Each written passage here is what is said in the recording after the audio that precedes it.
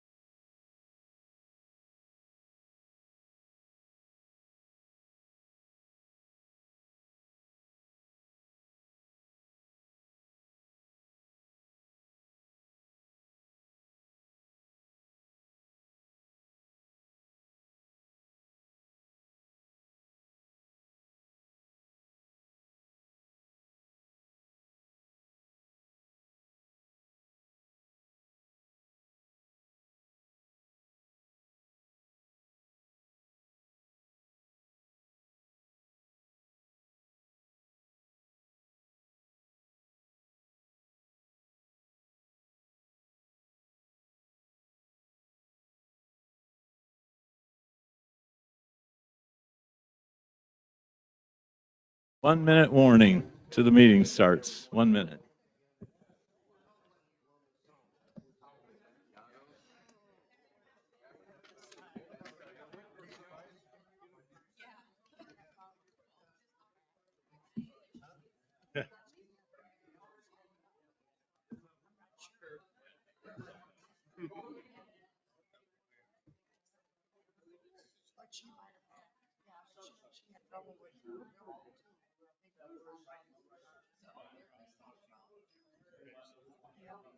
I started working for John McClure in December of 2012, and he was the attorney that was representing the district. And probably 2 years after that, I took over.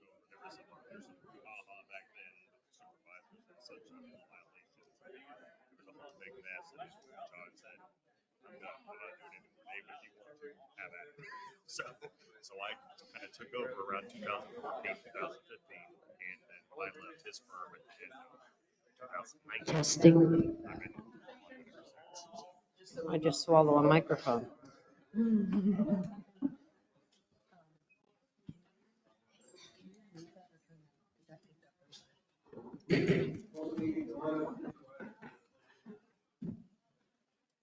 Pledge allegiance to the flag of the United States of America, to the republic for which it stands, one nation, under God, indivisible, with liberty and justice for all.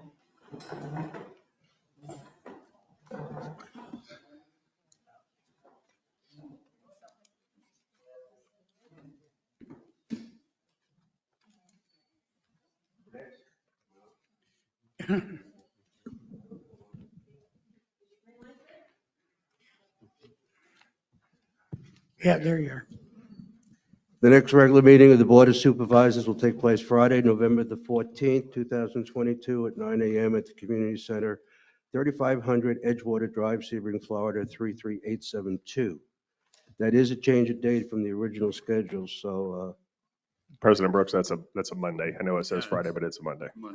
it's Monday. Oh, I'm sorry, I'm reading this. Yes, I knew it was a change of schedule. It's going to be on Monday, November the 14th, which is a change of schedule. Please silence or turn off your cell phones.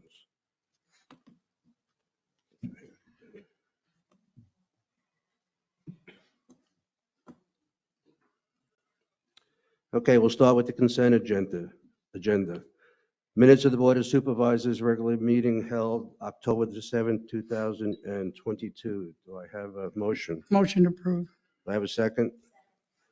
Are there any comments from the board on the minutes? Are there any public comments on the minutes? We have a vote, please. Supervisor Phillips? Yes. Supervisor Herrick? Yes. Supervisor Gilpin? Yes. Supervisor Hurley? President Brooks? Yes. Next is the golf financials for August of 2022. Do I have a motion? So moved. Second.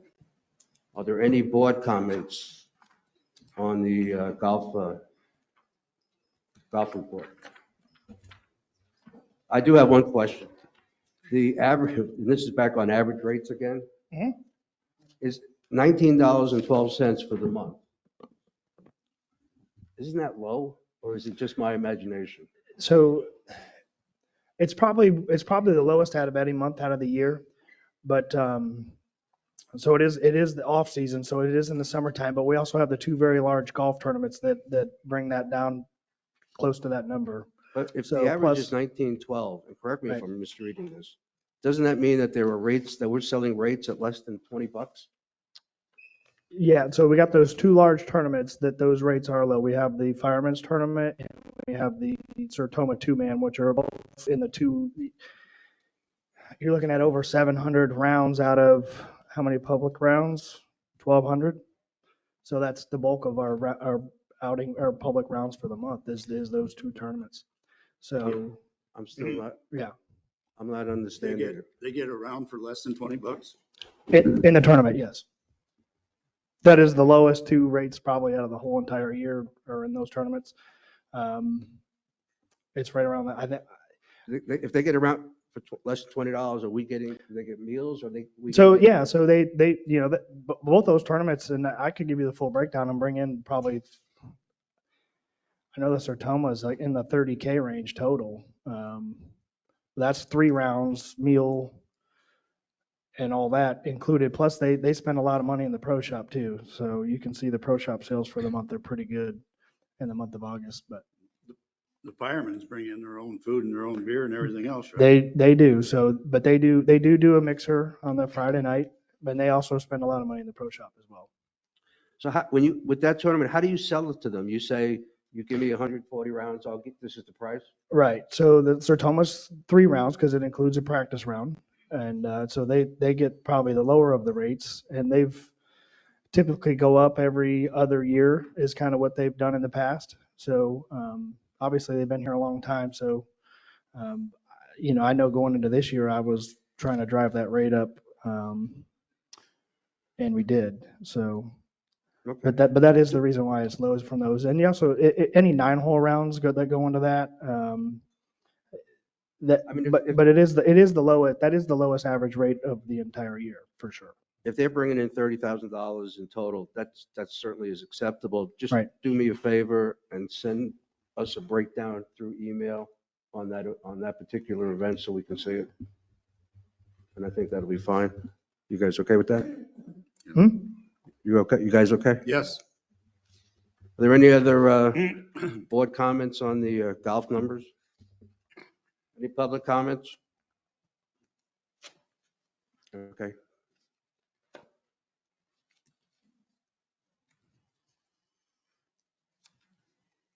Do we have a vote? Please. Supervisor Herrick, Yes. Supervisor Gilpin, Yes. Supervisor Hurley, Supervisor Phillips, President Brooks. Yes. Okay, Treasurer's Report, District Financials for August of 2022. Do I have a motion? So move. Any board comments?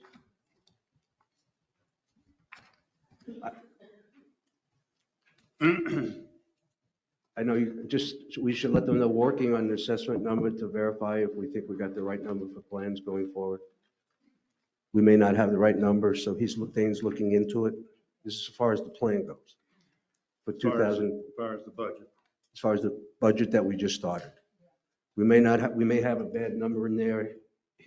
think. Higher or lower? Maybe higher. It's not lower. We may have a higher number than we Okay, should. that's what I would hope. So he's going to look at that, so we'll get back to you on that one. Other than that, any other board comments? Is there any public comments? We have a vote, please. Supervisor Gilpin, Yes. Supervisor Hurley, Supervisor Phillips, Supervisor Herrick, Yes. President Brooks. Yes. Next is engagement letter with McDermott Davis to perform the fiscal year 2022 financial audit. That would be you, Chris, I guess. Motion. Need a motion? Oh, I need a motion, please. Second, Second. Chris? Yeah, and this is the annual audit the district's required to perform, and McDermott Davis has been doing that the last couple of years for us, and this is just an engagement letter for them to perform the audit this year. And we've already gotten started from the staff standpoint of pulling the information together that they need, and also that Infomark needs to give to the auditor. So it's business as usual, and the rate's about the same as it was last year. Any board comments? Are there any public comments? I assume, do we need to vote on this? We have a vote, please. Supervisor Hurley, Supervisor Phillips, Supervisor Herrick, Yes. Supervisor Gilpin, Yes. President Brooks. Yes. Okay, we have come to public comments that are outside of what we are going to discuss throughout the meeting. So I guess we have cards for that. Right? George Gasper. When you come up, please speak to the microphone and state your name. Yes, good morning, Board. My name is George Gasper. I live at 3835 Edgewater Drive. I just wanted to comment on the recent major expansion of the dog park. I'm a recent resident of that property. Actually, I moved in right after the hurricane on 9/30. Of course, looking out the window, I saw an idyllic park, but 2 weeks later now, the expansion has increased by over 100%. I was not expecting that as a new property owner of that property. Again, I have a major opposition to the expansion of the park, and in the future, I'll probably be speaking about this in length. Thank you for your time. Thank you. I'm going to hold comment on that situation in case there's other people who want to discuss it as well. We'll get them all up first. Mary Lee,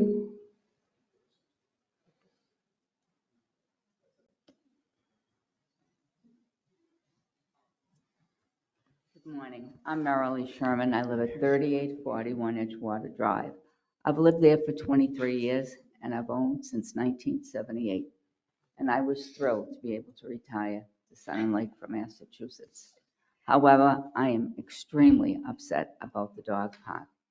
Every other activity in Sun and Lake, you need a membership for. I hope that you're going to have a dog membership. Also, are you going to have an attendant like you have a pool attendant? There are certainly more people, there were 15 golf carts there the other night, using the dog park than use the pool. I wonder, for the people who are on the board, do any of you live across the street and are directly affected by that dog park and have to listen to the dogs barking and fighting? I don't think so. I am extremely disappointed as the new gentleman who moved here that you extended it that much. 80% of veterinarians disapprove of dog parks. Why? Because dogs catch disease and because of the fighting. There has been numerous fights over there. There are many elderly people who have dogs that they cannot go out and pick up after their dogs. The feces, and of course the urine. Are there sprinklers there? Who's going to watch that? So I would really like you to consider what you have done. It has been terrible. That's all I can say. It was bad enough when you put it there. If you lived directly across from it, believe me, you would have a problem. Thank you for your time. Thank you. Anyone else on the dog park? Okay, the dog park, I believe don't people have to register? They don't. No. They just go in and go out whenever they want. Yes. The membership idea, I'm not sure what the advantage would be of doing it. I don't have a personal objection of overdoing it, but I'm not sure what it accomplishes. Well, to keep outsiders from coming in. I was home on Sunday. You got, ma'am, I'm sorry, please, I hate to do that to you. When I come home on Sunday, there are people parked in there from outside. On Facebook, people ask where the dog parks are. They mention Sun and Lake. Last Sunday, when I came home from church, there were 2 outside people parked in the parking spaces. And when I saw them come over, I said, this is private parking. They said, well, anyone can come from anywhere to use this. So we are having people from outside come and use the dog park. Yes. Okay.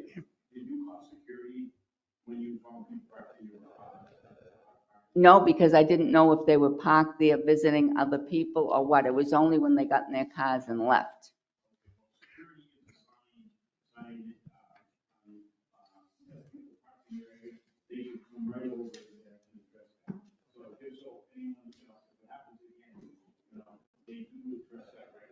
Mhm.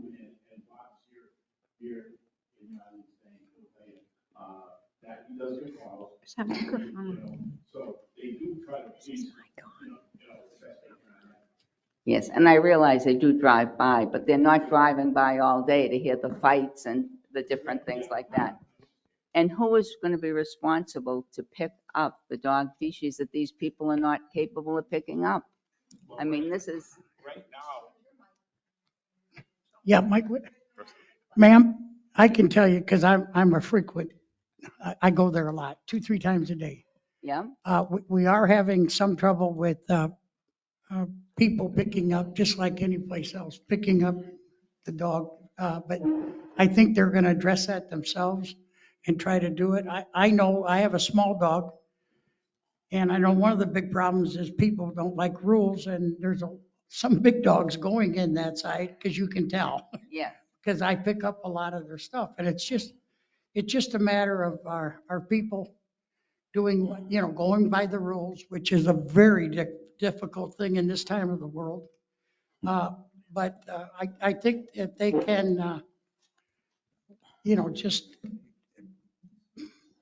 amongst themselves do it. And there's quite a few people there that do it. But the dog park is open to everyone right now. Well, I think you need to reconsider that. Do you live across the street? I from live it, real sir? close. I walk there, so Yeah. I live right over here, so, But you don't live directly in front no, of I it. don't. There's a big difference. Okay, I have one other question before. The dog park is open to the general public. Could we not just keep it to Sun and Lake?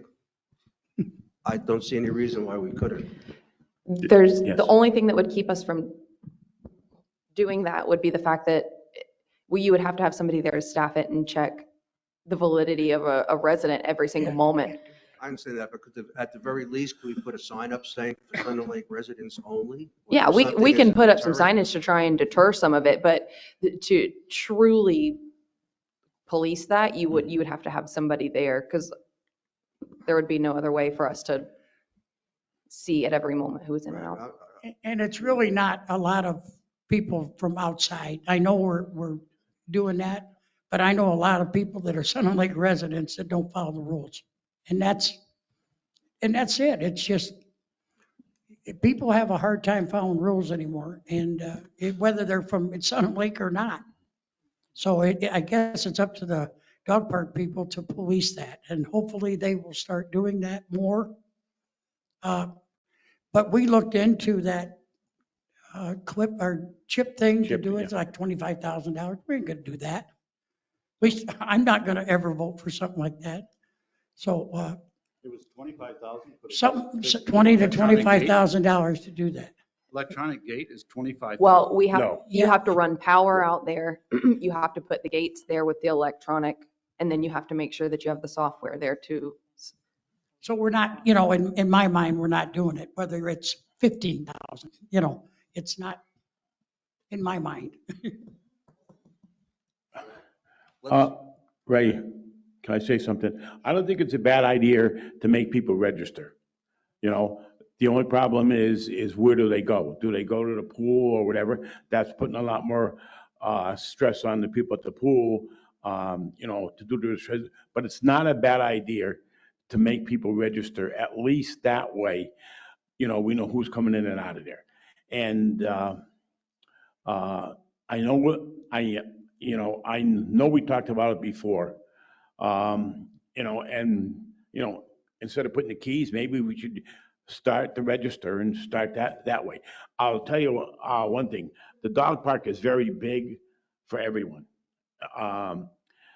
When we put it, how many years ago, we had petition of over 100 people sign it that they wanted the dog park. So it's a plus for Sun and Lake. When people move into new areas, the third thing that people ask for, do they have a dog park? Right? And so it's a plus for Sun and Lake. We just have to police it maybe better. I think Ariel has gone through fits for the last few years going through this. But there's only so much money we can spend too, ma'am, too. And Michael's right. It's a lot of money to put keys and stuff. But I think we could police it better. That's the only opinion I have. If we do that, though, guys and girls, we're going to have somebody. I'm not going to go out down there and say, do you have a card? Are you registered? I'm not. I mean, this is a simple thing. It's some secure. I already told security that they should be ready to get a lot of calls because people are still parking out in front, like this lady said. I mean, they park between the signs that says no parking this side. And you go, what is going on? And so it's, and people putting their small dogs in a big dog park side, the big dogs in the small, I mean, it's just, and it's only a few. And they're Sun and Lake residents. They're not people from outside, so. Is your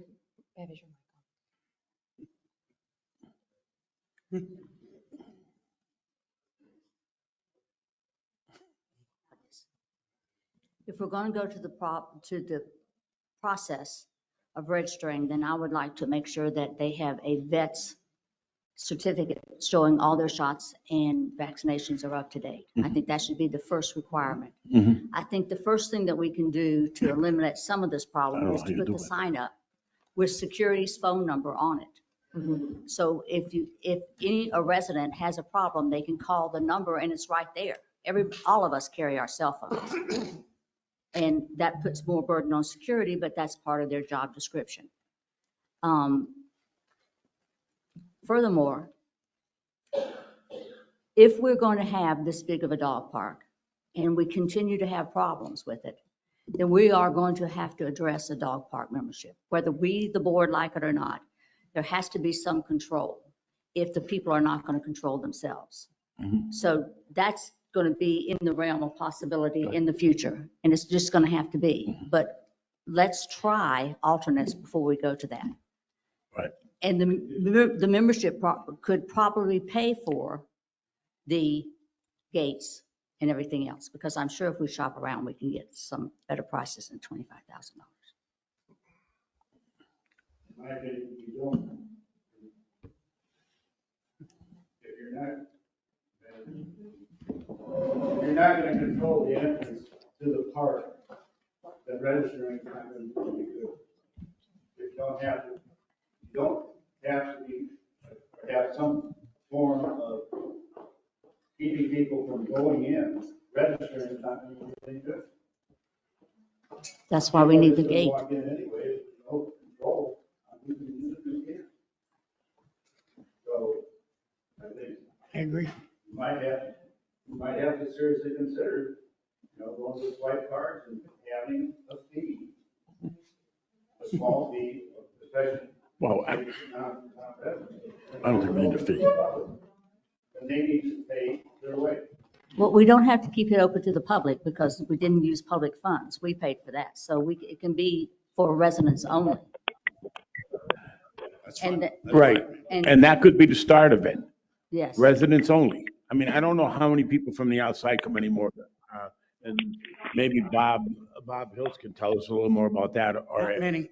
I can tell you. But Michael said, and Michael's there three times a week. I mean, 3 times a day. So he said there's not that many from the outside. So if it's our own people, well, Again, if you don't control entrance, you don't know whether they're a resident or a non-resident. Craig, I agree with you. I'm 100% with you on that. Sir, state your name, tell us what you want to say. Yeah, my name is George Cruz. I live at 4879 Pebble Beach Drive. Put a combination lock on the gates. Doesn't cost you anything.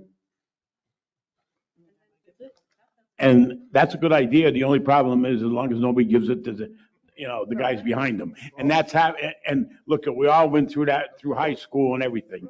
And so, I mean, but that's a start also. That's a good call.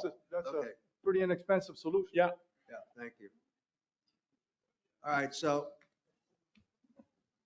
lots of solutions. It sounds to me like well, first we should put a sign up no matter what. And then I think we should find out exactly how much is really, what our options are as far as costing out a system to get people in and out on their own who are registered. If it's too costly, and we'll address it at a meeting, if it becomes too costly, we'll have to either come up with an alternative or we'll pass.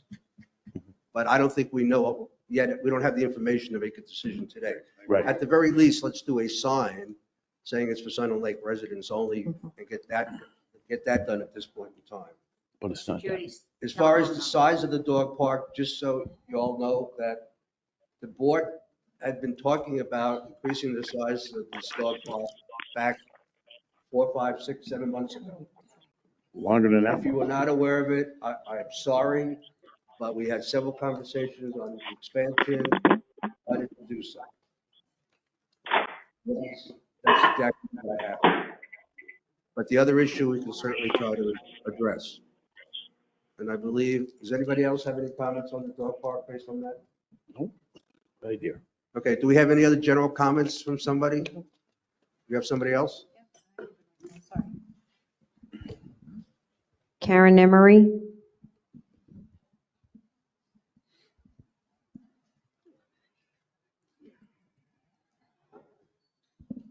Morning. My name is Karen Emery. I am living at 5602 Matanzas Drive. I am not a golfer, but I am an active pool user. The aerobics classes, the yoga classes have been benefiting many of our seniors as we age. And I'm going to say we're saddened to lose one aerobic instructor.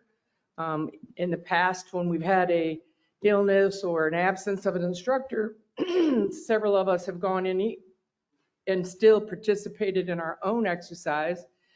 So we seniors don't have to deal with younger people. We go in at 9 o'clock. Well, now we have an interim of no aerobic instructors. I understand they're looking.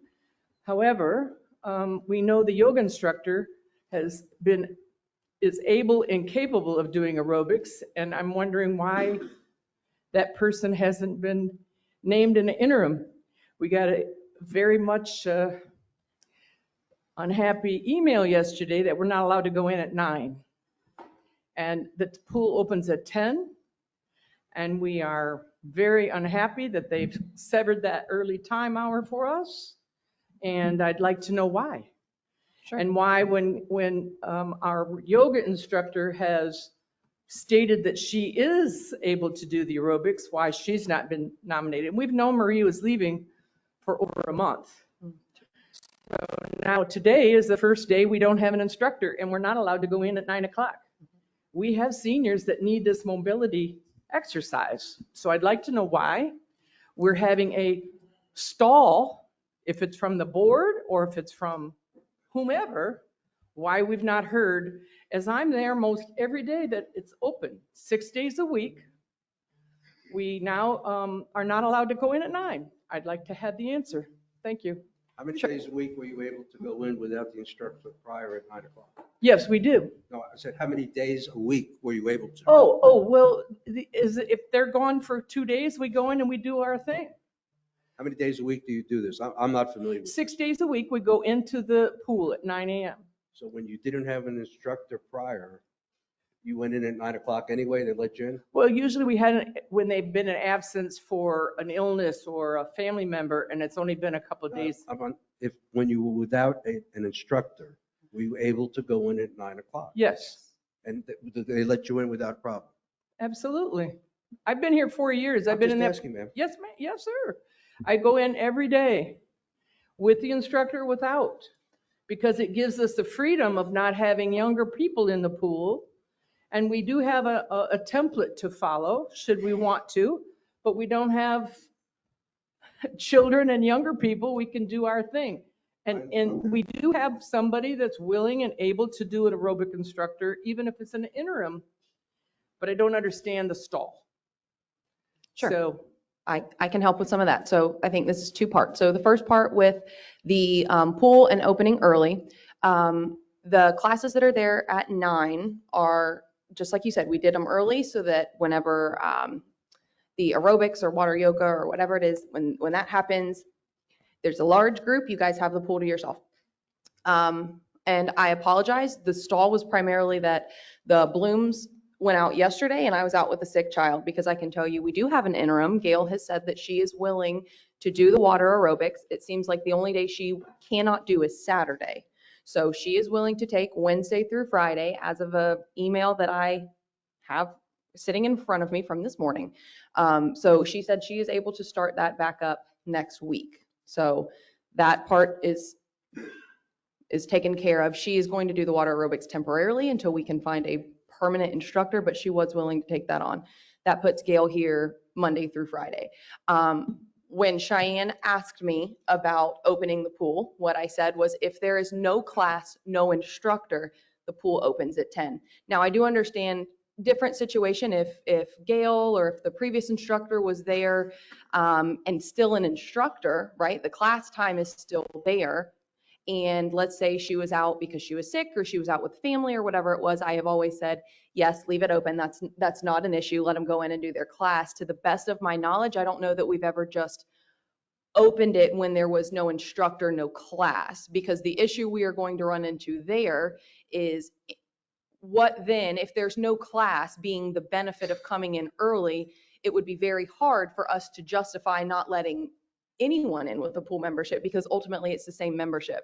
Whether you participate in the classes or whether you don't, it's the exact same membership. So if there is technically nothing on the schedule for a class and we're only letting a certain group of people in at 9, that part of it gets hairy. So that was my direction to Cheyenne yesterday. Obviously, all of it has been resolved as of this morning that we do have an instructor. With the exception of Saturday, we do not have anyone for Saturday, but we do have it for what looks like Wednesday, Thursday, and Friday with keeping water yoga on Monday and Tuesday. So can the board entertain the idea, or yourself entertain the idea, because we, being there 4 years, fairly consecutive daily, we do have a routine that we can follow. So I know that if there's little ones running about, that senior hour would help us to keep mobile.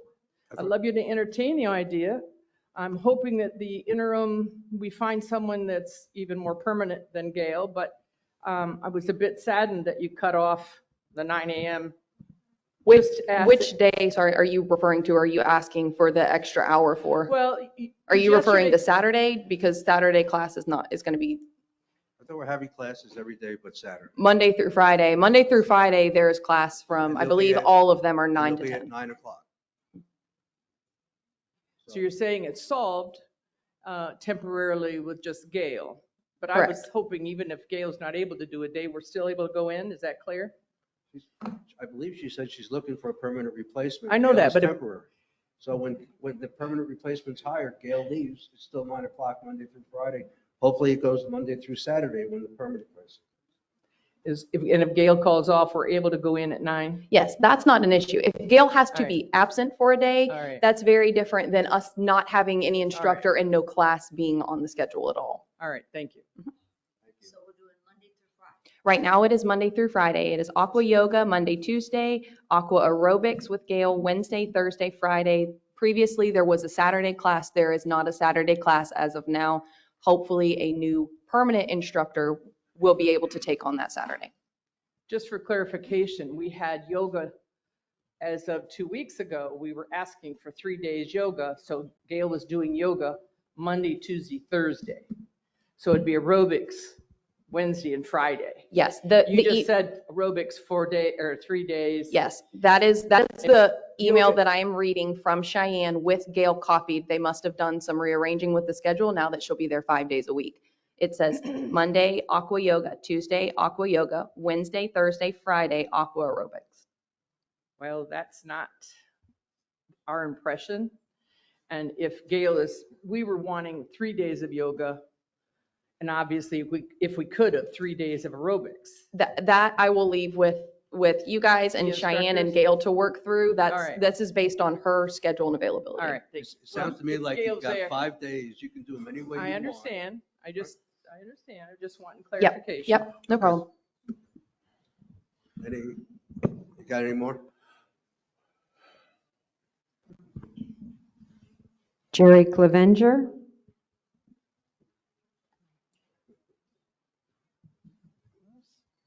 Yeah, Jerry Clevenger, 2525 Manor. Thank you for your service here first.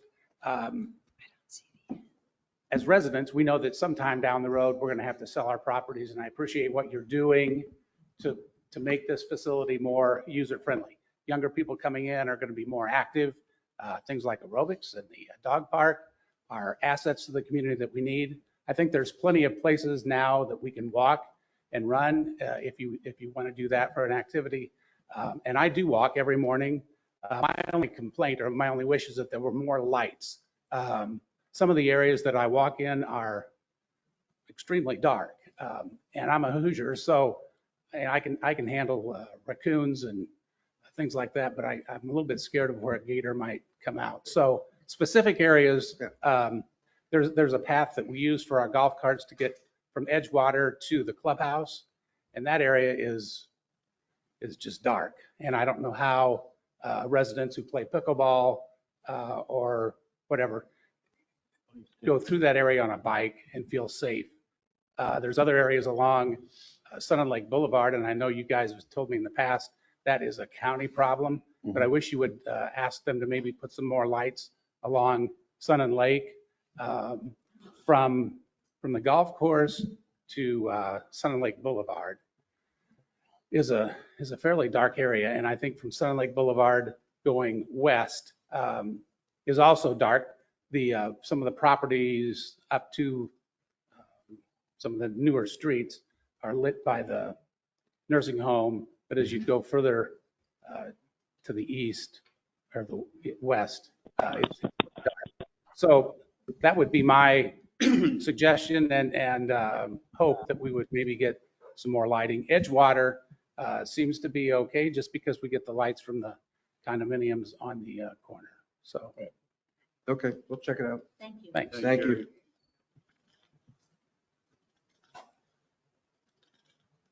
George Cruz.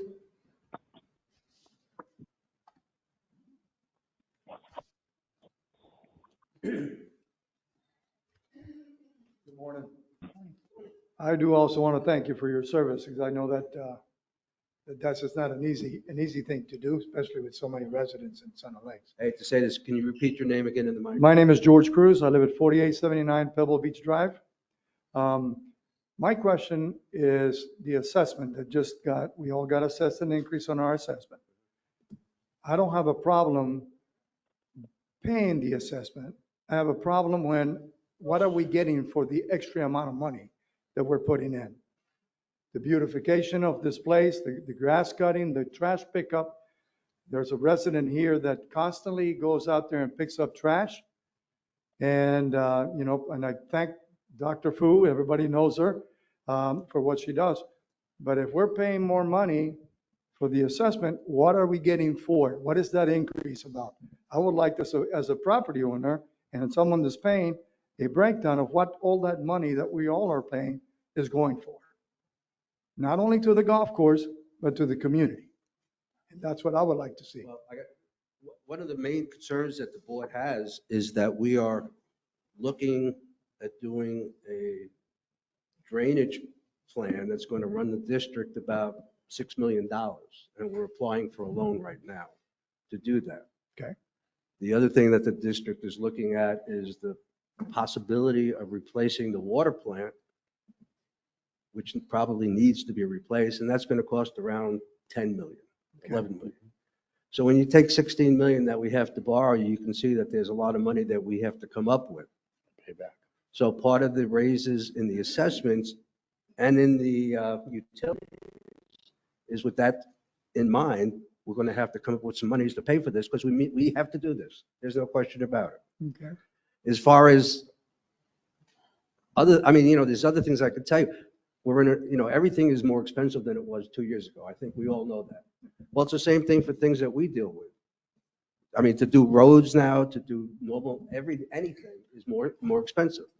The raise of 5%, when you look back over the last 10 or 11 years, you were virtually paying, a homeowner was paying, I think, $673 12 or 13 years ago, and now it's like $730 or something. I'm not sure what it is. So we haven't really taken everybody up, as much as we probably should have to avoid these big increases that we're now doing.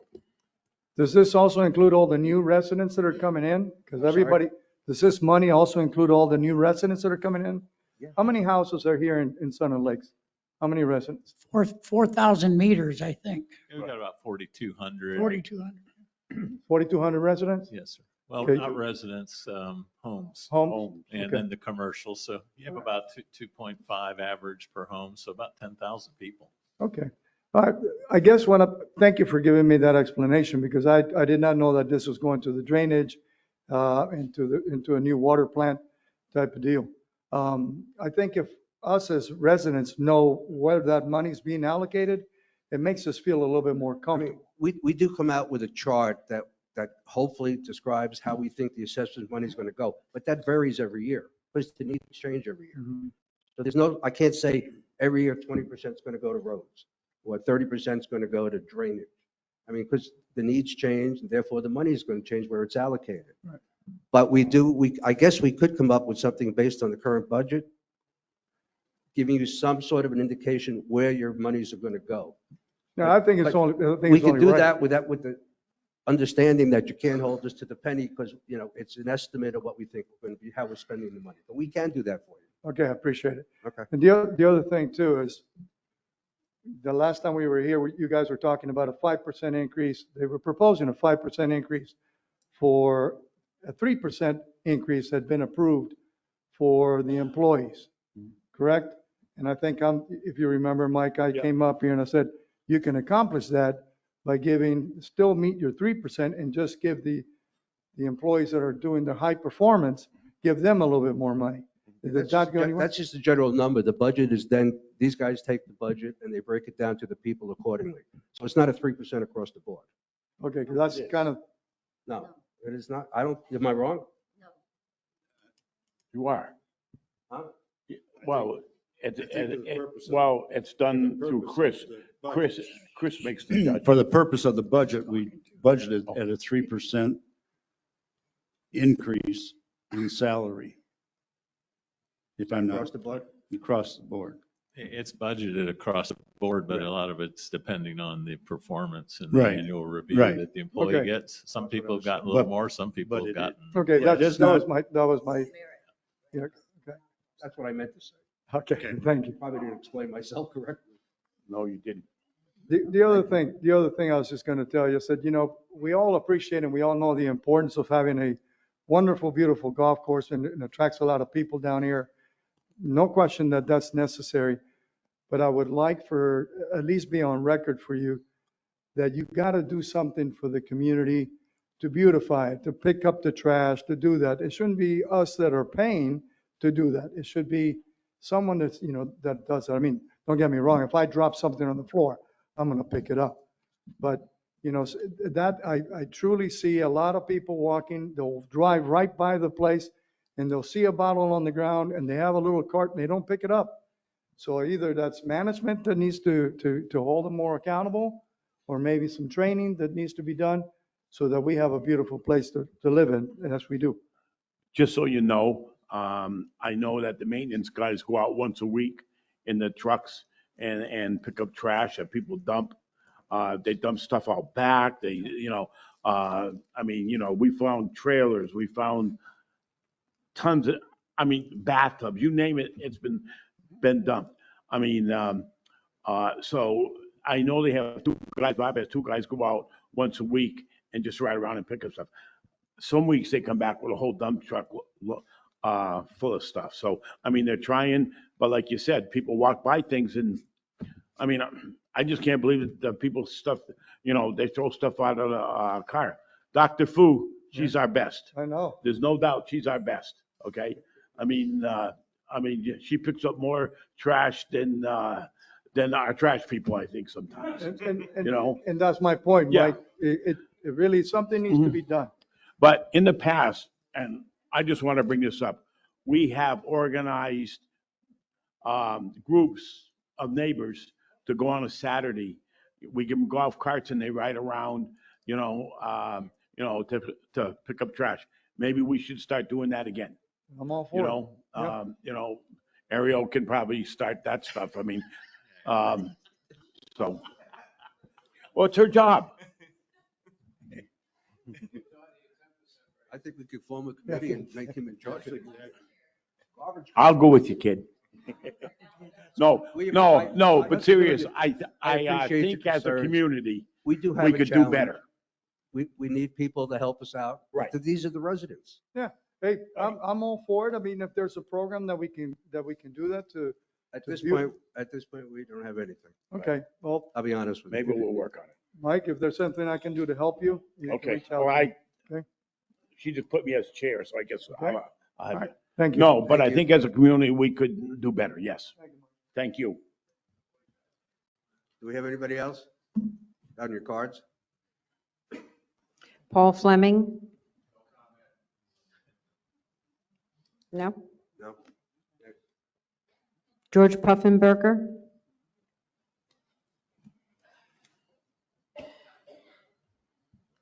Morning, board members. Chris, I'd like to start off with saying I regret reading your letter of resignation. You've joined a long list of capable general managers who couldn't handle the pressures from the board that interferes with your job performance. You're number 4 on the list. I've seen 11 general managers 4 were professional, all were successful, and I've seen 7, like myself, who served shortly, who were inadequate and not trained to do the job. Hopefully, your replacement will be another capable general manager who can work with the boards. Appreciate that. So I hate to see you go, and good luck and Godspeed in your next position. Thank you. A lot of excellent questions here this morning. Some answers, there's not good answers to a lot of questions. You 5 people are entrusted because you take an oath that says so, to uphold the laws of the state of Florida and the policies of Sun and Lake. As distasteful as some may be, you may have to make decisions that the general public doesn't like. For example, the dog park, which I'd venture to say there's many more dog owners in the district than there are golfers. There's 364 golf memberships. That translates to about 510 people who play golf. I don't know how you differentiate who's residents and who's not residents, not but where they park their car. And I don't know how you control that. We certainly don't control the basketball courts, which primarily are used by Avon Park people. I think we were told many years ago that since our facilities are not private, you can't limit who comes and who goes unless there's fees attached. If you want to do that, that's certainly your decision. I think the whole issue boils down to some of the questions that's been asked by the audience. What's the directions and overriding purpose or intent of each board? Each board has separate agendas, make no bones about it. Each board member comes on with his own agenda. If it fits the district policies and Florida procedures, that's okay. If it doesn't, in some cases, it's okay too. Sunshine law is a law that never got quite caught on with this board, and that's a fact. The issues are, the district has outgrown its form of management and government. When I came here 28 years ago, we had about 3,500 people. We had 235 golf memberships. We now have over 10,000 residents, and we have 364 golf memberships. So the old wives' tale that says, well, golf's what brings people here. I'm sorry, the facts don't say that. The golf courses adds value to your homes. Well, that's malarkey.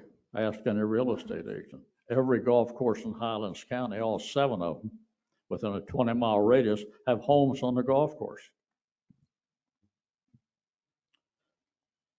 The issue is, the majority of the money the past 15 years has been spent on the golf and restaurant, who have never added 1 dime to the general fund. It sucked up over 60% of the revenue over the last 15 years on items that are wants, not needs. Until the board decides that we owe. The last meeting was a prime example of what I'm talking about. We had people here whose homes had been flooded. We had people here whose sewer had backed up into their homes. The board was very sympathetic. We didn't have, allegedly we don't have the money. Well, for years we had put money away for those issues. We had over $9 million in the utility fund. That's gone. I'm not going to ask you where it went. You know where it went. So now you have to raise fees for the next 5 years to replenish those funds.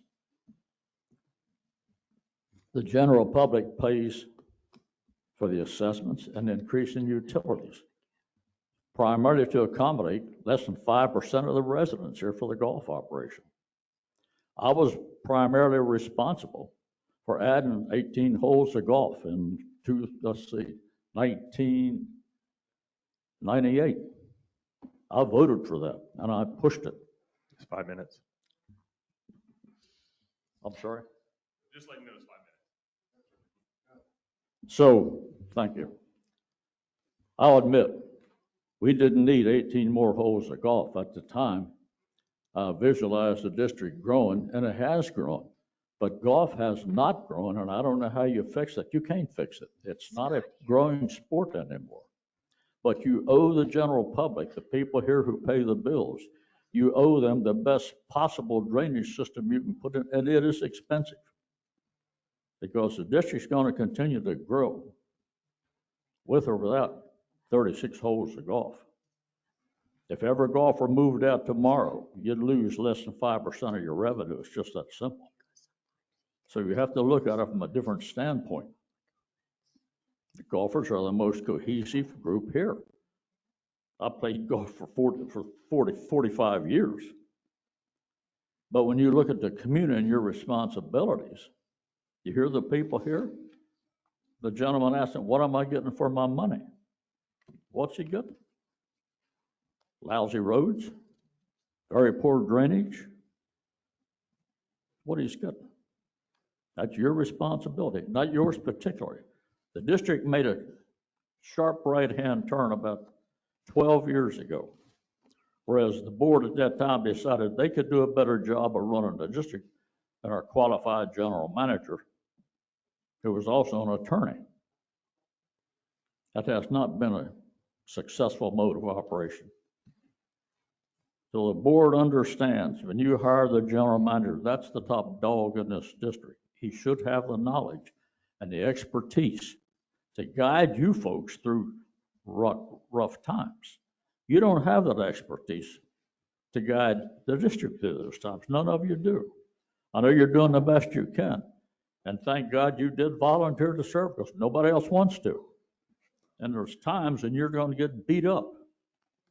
I don't do it intentionally. I don't appreciate getting up and talk to my friends. I've got a lady sitting up there, I've known her for 40 years. A wonderful lady. She's doing the best she can. But you've got to think broadly, globally, in the sense of sun and lake. We're falling apart at the seams. The last hurricane proved that. It's 5 people's responsibility to fix that. And I think we're trying to. No board has done anything for the past 12 years, as you told them. And each board will say exactly the same thing. You're right. Drainage systems that are. And you are correct, partly. But over the last 12 years, there's been about $35 million spent on golf and restaurants. It really doesn't matter how we got here. We're here.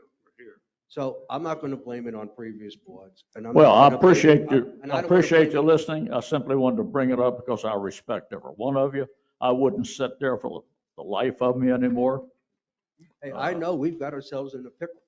Well, you and I have been long time friends, and you're still my friend. But it's the way you think. You've got to change your direction, or the district's collapsing. Spring Lake has had the same general manager for 28 years, and they've been very, very successful. Why is that?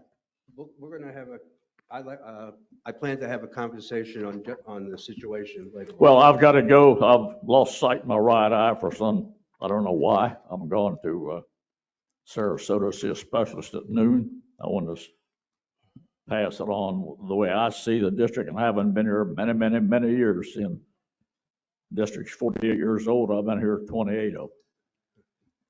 Each board has a different direction, and I hope you guys consider it when you hire another general manager. I think right now we see sewer and the water plant is probably number 1 and 2, or maybe number 1 and 1. I'm not sure how you look at it.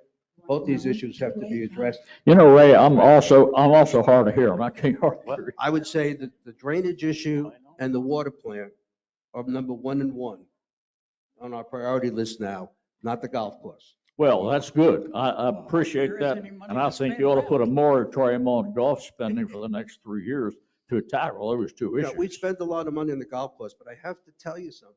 We don't spend as much as everybody seems to think we do. Well, trust me, I know what you spend. Now. I've kept track of it over 25 years. I have too. And most of the problems. And how much is it? It's not the golf course. What is it? It's the restaurant. Well, it's the restaurant. I will agree with that, yes. Okay, but everybody looks at golf and says, that's it. But it's not truly the way it is.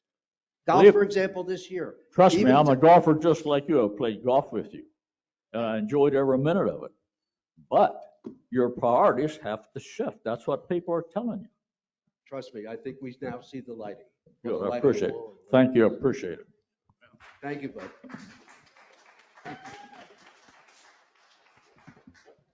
Anybody else? No one else? Okay, No, does no other anybody- cards? Would anybody else who didn't sign up like to make a public comment? Right.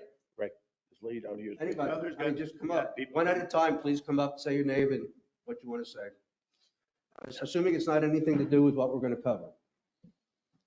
Hi, my name is Teresa Lee. I'm here in support of Turn 2. He's been trying to get a sign put up front where the Tanglewood sign is.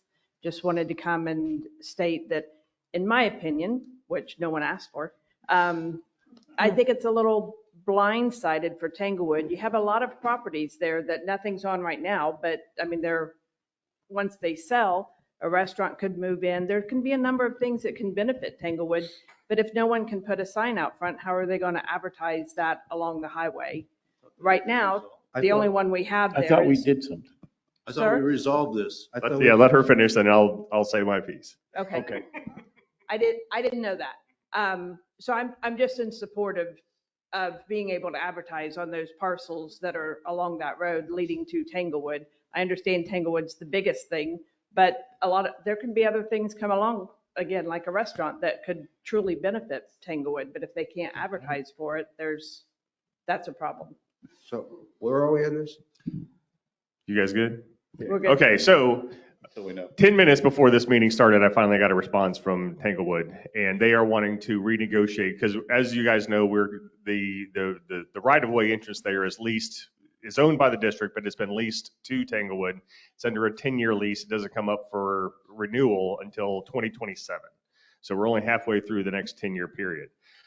Based on the construction and improvements that have gone on there, the email that I got 10 minutes before the meeting started, they are wanting to potentially renegotiate that. So what prompted this was Turn 2 wants to put a sign there. They've come up with a sign design that meets, engineering is good with it. It doesn't require, it's basically completely self-contained. It's going to be battery operated lights.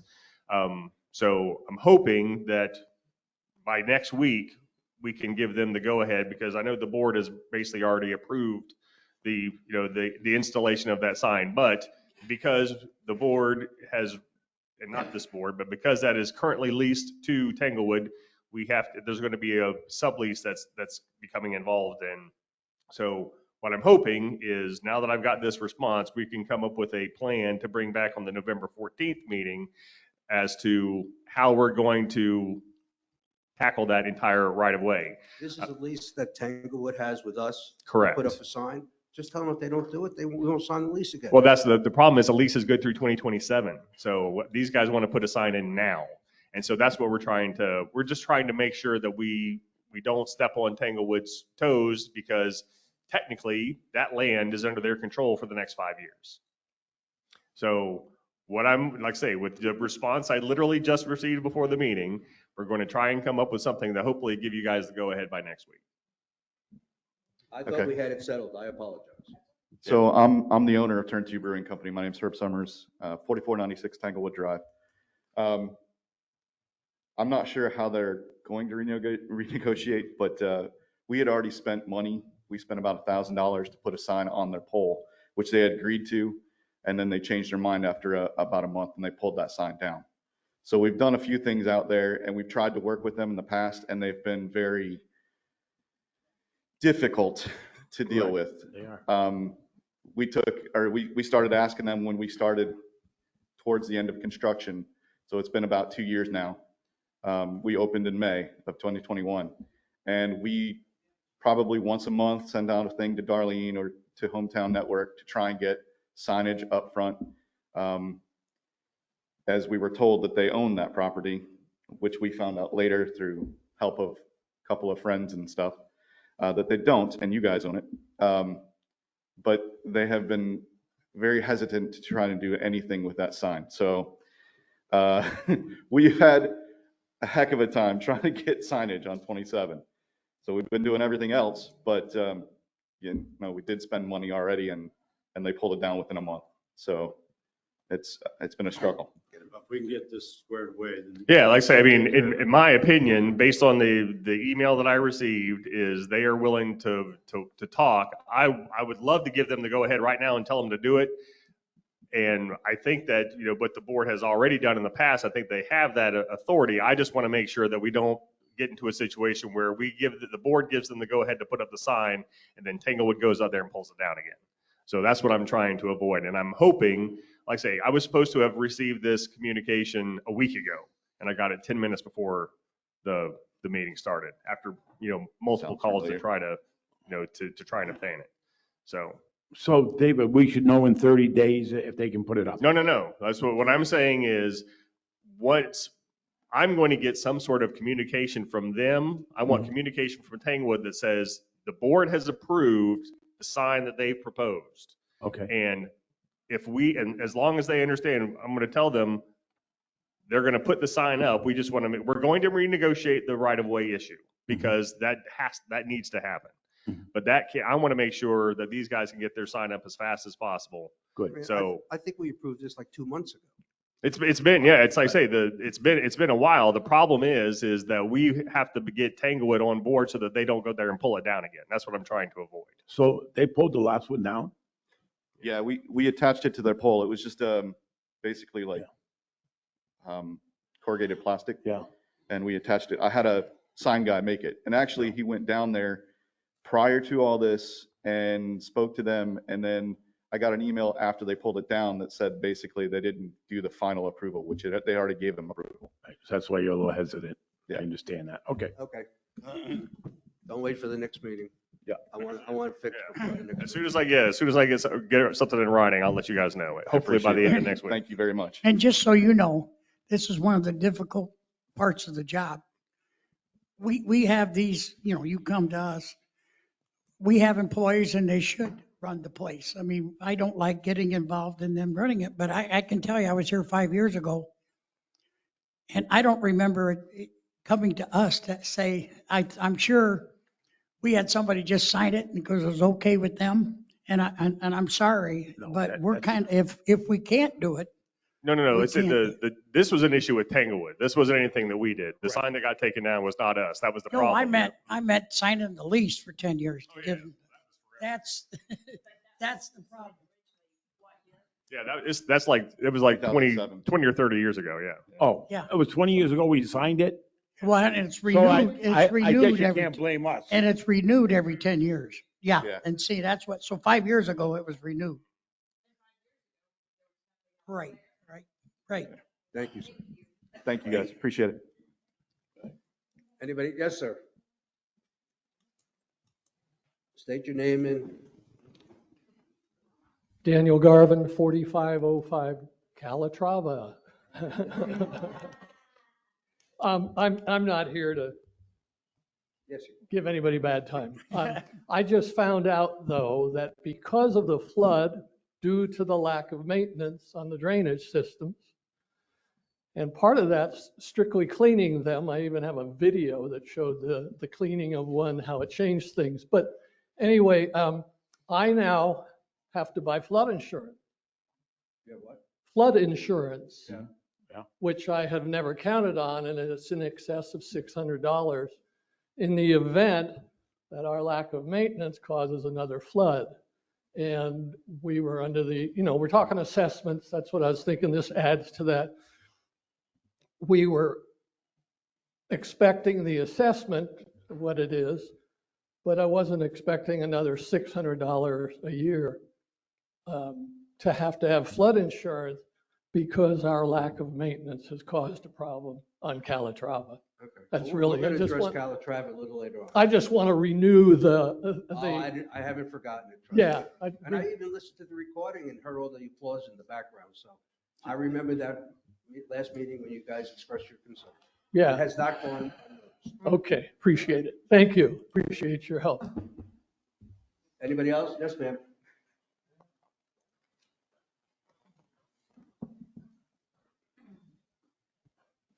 Good morning, Amy Strike, 6516 Matanza Drive. I'm sure you know why I'm up here.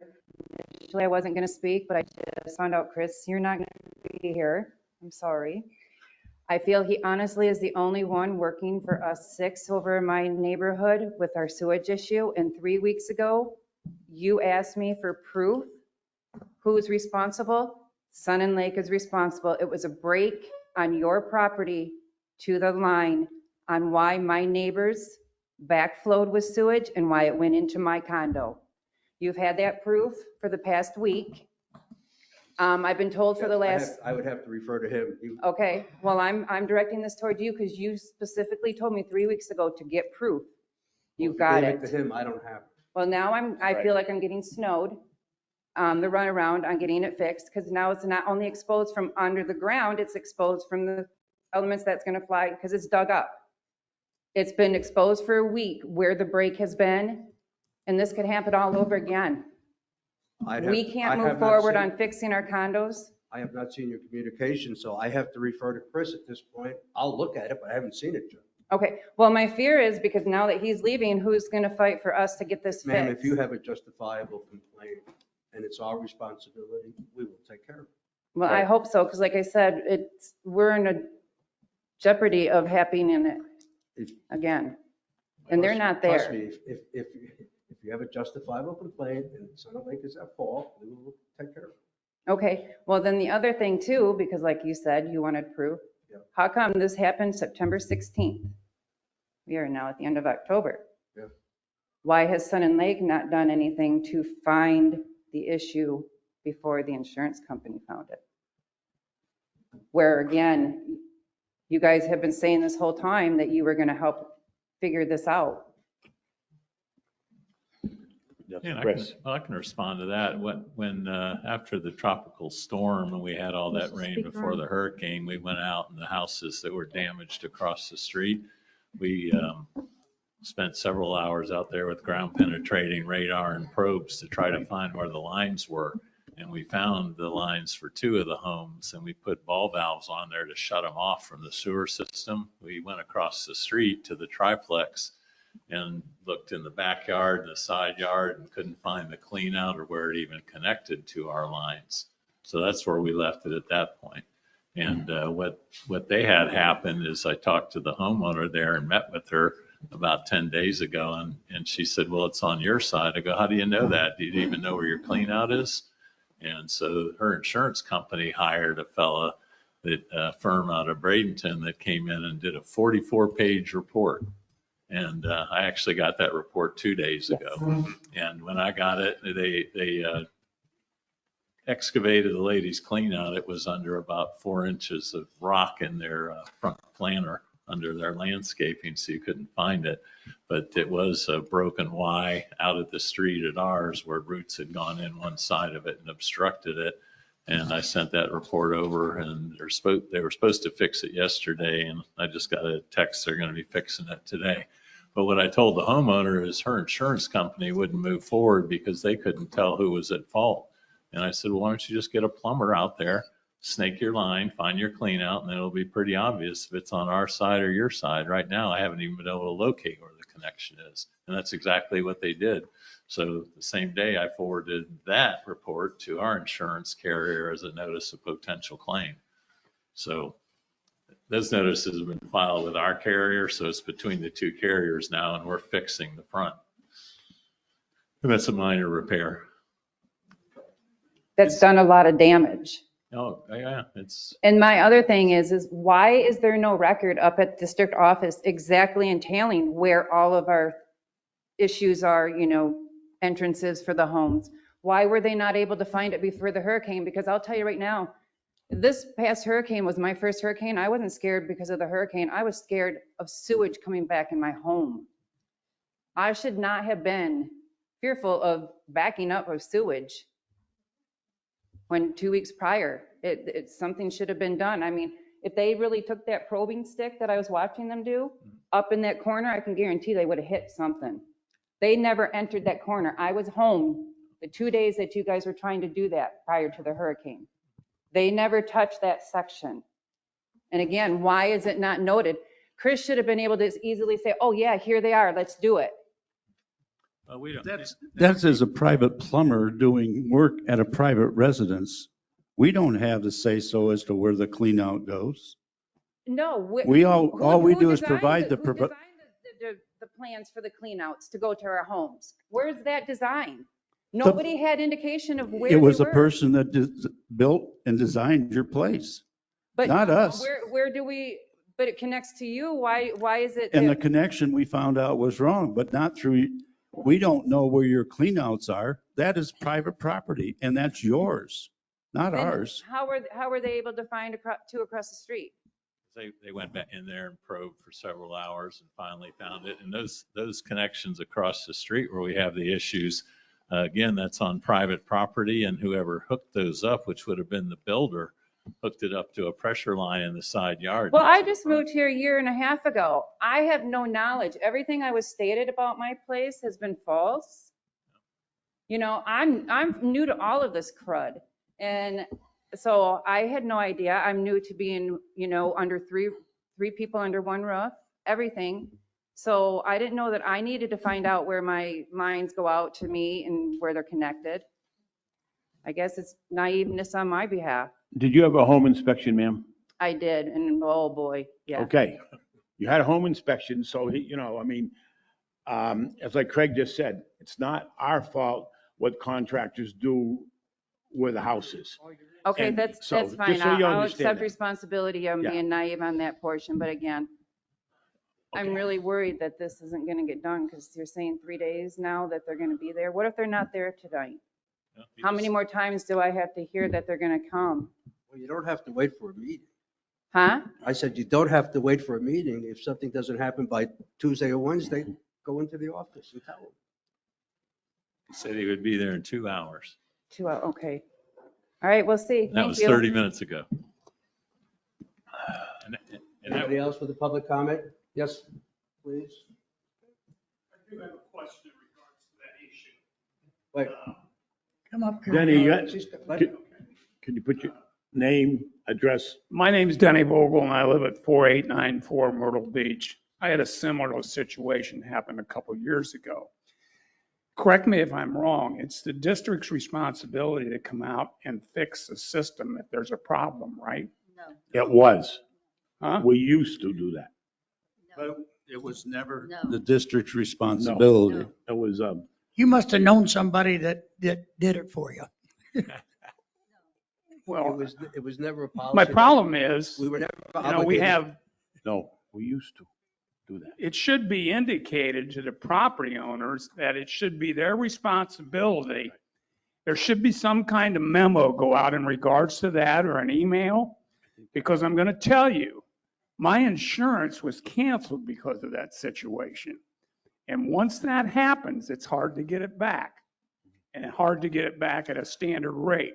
So my only concern is, to follow up on what she said, is that send an email out to the property owners that it's their responsibility to locate that. So if there's a problem, it can be expedited and taken care of immediately. So she doesn't have to go through it, or other residents don't have to go through it. It's a simple fix.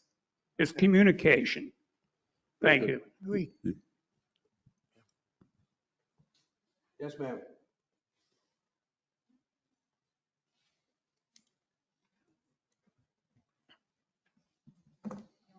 Oh, I did not intend to talk this morning. I talked a couple weeks ago. Dixie I'm one Smith. of the people that live, Dixie Smith. I live at 6501 Matanzas Drive. I'm one of the people who had the sewage backup. The night before the hurricane, Chris called me. He told me, I'm sending out somebody to cap so that you don't have to back up again. They came, they couldn't find the line, and I thought, oh my gosh, I can't go through this again, because you were here before, you know, I cleaned my own facility up. I only had to have it sanitized. But the next morning, the morning of the hurricane, they showed up at my home and they capped my line to the house. So I did not have backup again. Now, this week, and I have met with Chris, but this week I got email and a call from my insurance company. I have to have my home reassessed. I have to know what Sun and Lake is doing about this problem. They have informed me probably my home value has decreased. If I go to sell my home, it's one of the things that I'm going to have to let whoever I would put it up with, which I have no intentions of doing. I'm 89 and I tend to die here.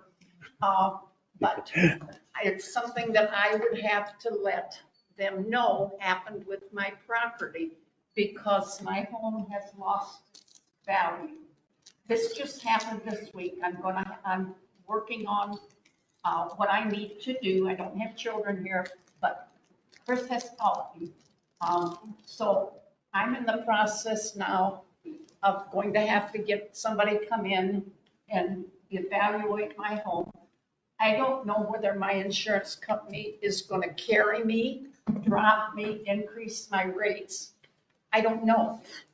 But the question that I have to have for them is, what is Sun and Lake doing about my problem?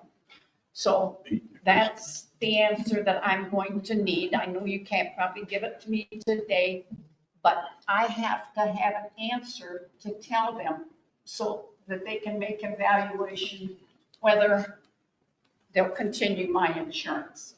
So, but nobody will know how much I appreciated having my line capped, because backup sewage is not fun to deal with. But thank you. What was your address number again? 6501 Matanzas Drive. And thank you very much. Thank you. And those three properties, we've been working with them, their insurance company, our insurance company, and what we're getting ready to do in the next day or two is we're going to dig up the lines on that side of the street to mark them. What we found out from our preliminary dig was they hooked a gravity sewer line coming from a house into a low pressure sewer line in the side yard. It's not hooked to the gravity sewer out front. Why it was done like that, who knows? So when all that pressure came down the system, it just blew back up into those three gravity lines. So what we're going to find out is exactly where they are and where they're tied in, and look at the connection. If it was done properly, look at the option of running a new gravity line out to the front of the street that's typically done, or do those homes have to have a low pressure pump and septic tank put in them? Okay. And then that'll be the price Thank tag, but that's what's underway right now, and it's all wrapping up. That will provide her the answer that she needs. Right. Right. Thank you. And again, we run into that same thing, private property, public. Did the district inspect that connection years ago? Probably not. Why a plumber would hook a gravity line into a pressure line? No one would know that. I mean, would do that normally. So No. it's an unusual circumstance. It was cheaper. Any other public comments? Okay. Scott Kurak Scott is is not here. is not going to be here today. He apologizes and said he'll be here at the next meeting. Okay, action agenda, appointments of the Assessment Appeal Committee. Sure, and I'll take that. That's happens every year. And if any resident wants to question or has an issue with their assessment, they have until November 30th to file an appeal with this form that's attached. It's also on our website. We have them available. And the Assessment Appeal Committee is typically one resident, one board member, and one district employee, the finance manager. We did have two people that did apply to be on the assessment committee, and that's Douglas Coe, 4643 Pebble Beach, and also Greg Norton on Matanzas.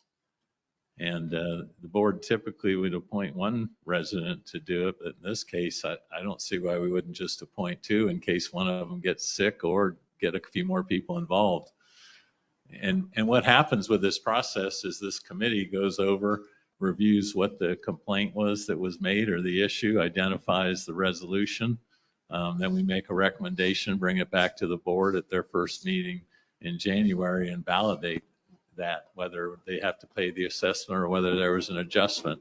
Last year, we had one adjustment out of the 13 that were filed, And that was fella questioning why they were paying tax on the frontage road out on US 27 when the county wasn't charging them for tax, but it was in our acreage calculation. So we did remove that and saved them about $47. But otherwise, that's what the process is for. And the big thing is, if you want to contest your assessment, it does have to be filed by November 30th.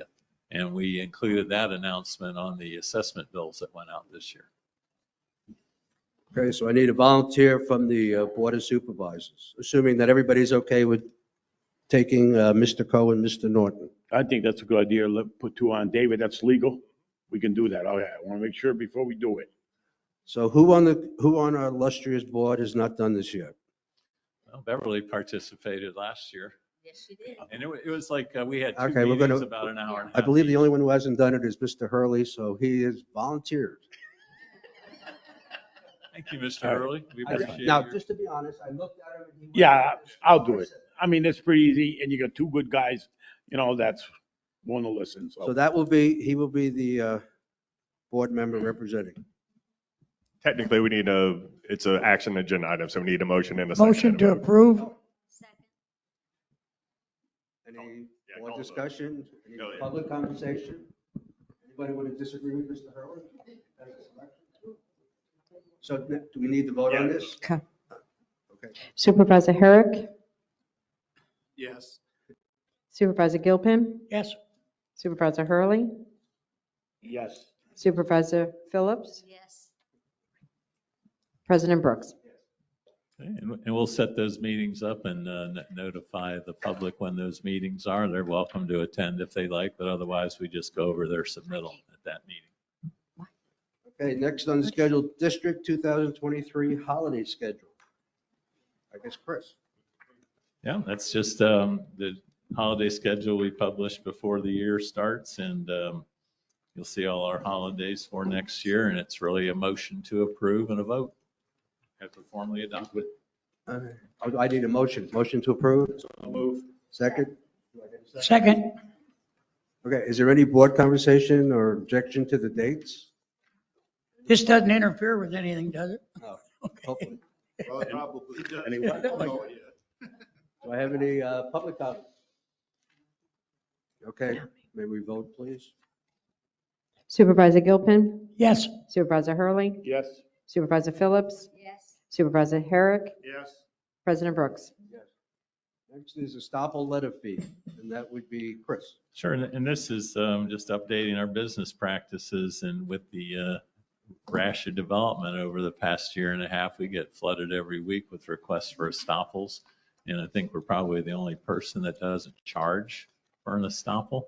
And it does take a considerable amount of staff time. So, and we look, Florida law, you can go $250 or up to another 100. And we just thought from the staff time we spend and looking at the time it takes, that $50 would be a reasonable charge and at the low end of the fees that are charged. So we're asking the board today to approve a $50 fee for a standard 3 to 5 day response for an estoppel, and then $100 if they want it expedited. And that's, you do get some title companies that want to get that information on a quick close. So. All right, I do need a motion first, please. Well, I got a question. So move. First. Do I have a second? Second. I got a question. Who asked for it? Who were the people that asked for it? I know in the preserve that we asked for it as a committee, and I know Dr. Fu probably, their homeowners asked for it. Yeah, typically it's title companies. Okay. They're asking our real estate people that want, are setting a deal up that ask for that information. Okay. And it is important to get this, because those estoppel letters, once we send, basically what it is the whoever, under contract, they're wanting to know what fees, if any, are outstanding. And once we send that estoppel letter in, we're bound to that. So we have to make sure that the numbers are right, because once we issue that estoppel letter, we can't go back and go, oh, sorry, we missed something. You owe 2 years of past assessments. Once we say that whatever the estoppel letter says is what is what they go by. All right, so it'll be a $50 fee for no matter who asked for it. Correct. That's fine. Okay. Any other board comments on that? Any public comments?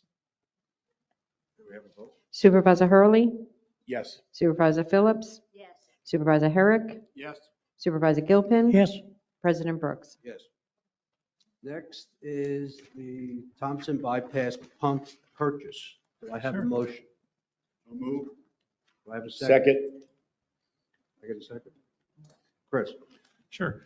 And this is a request to purchase 4 Thompson bypass pumps to be installed at our master lift stations in the district.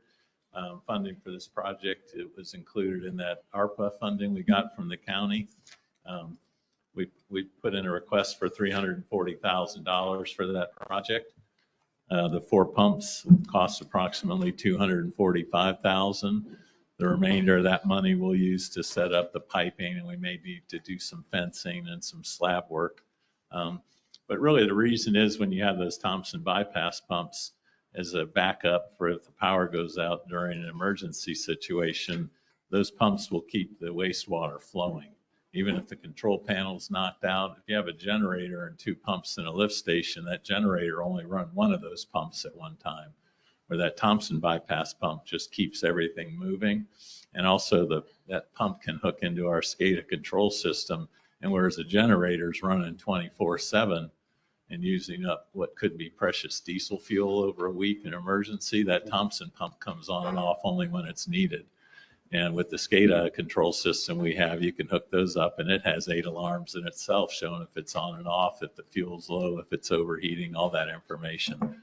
But they're stellar units, and it'll add a lot to our reliability.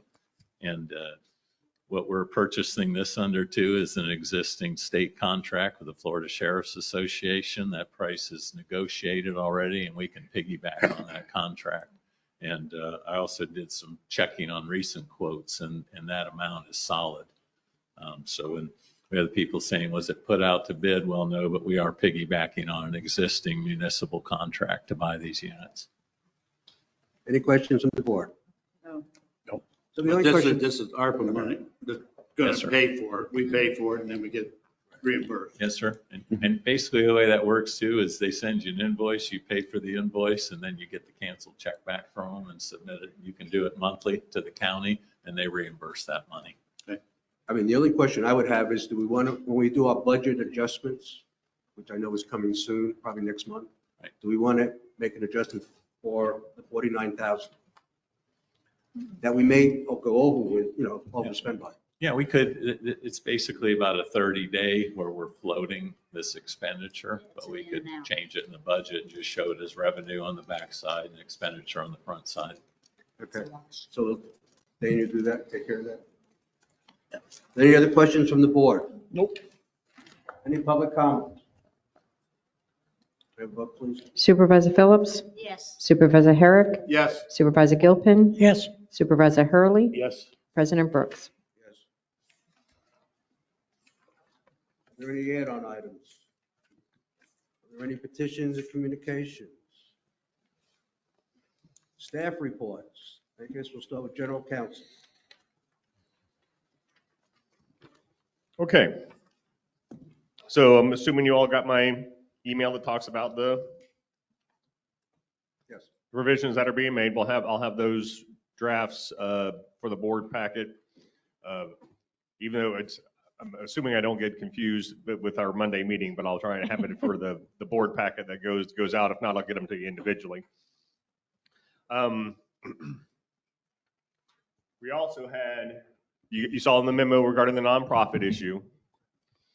So that technically, based on the Attorney General opinions and my research, it looks like that's allowable.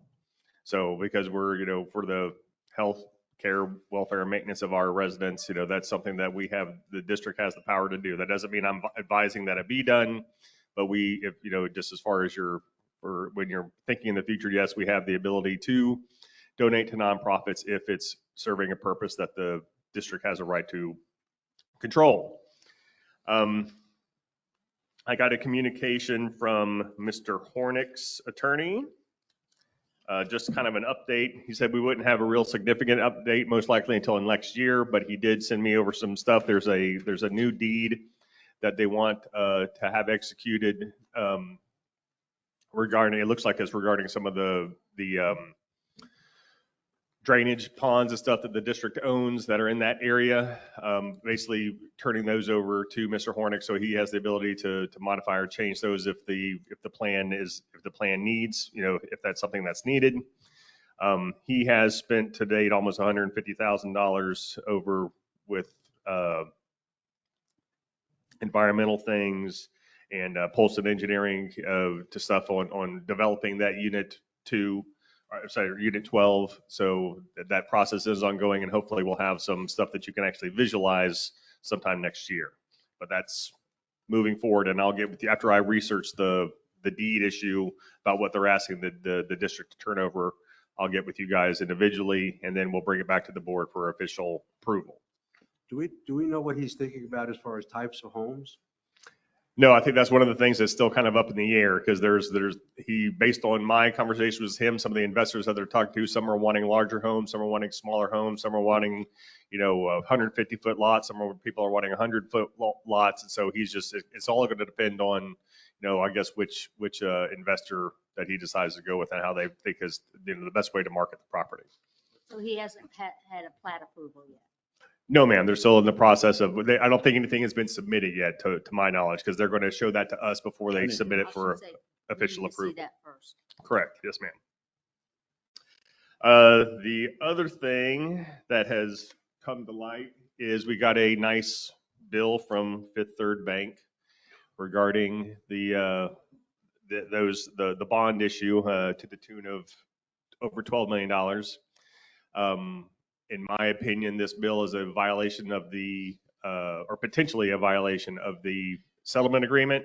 Back in I believe it was 2008, this issue reared its head. The district actually sued for a declaratory judgment because the district was declared in default under the agreement. My guess is that this is a result of the Auckland, who's one of the other bondholders.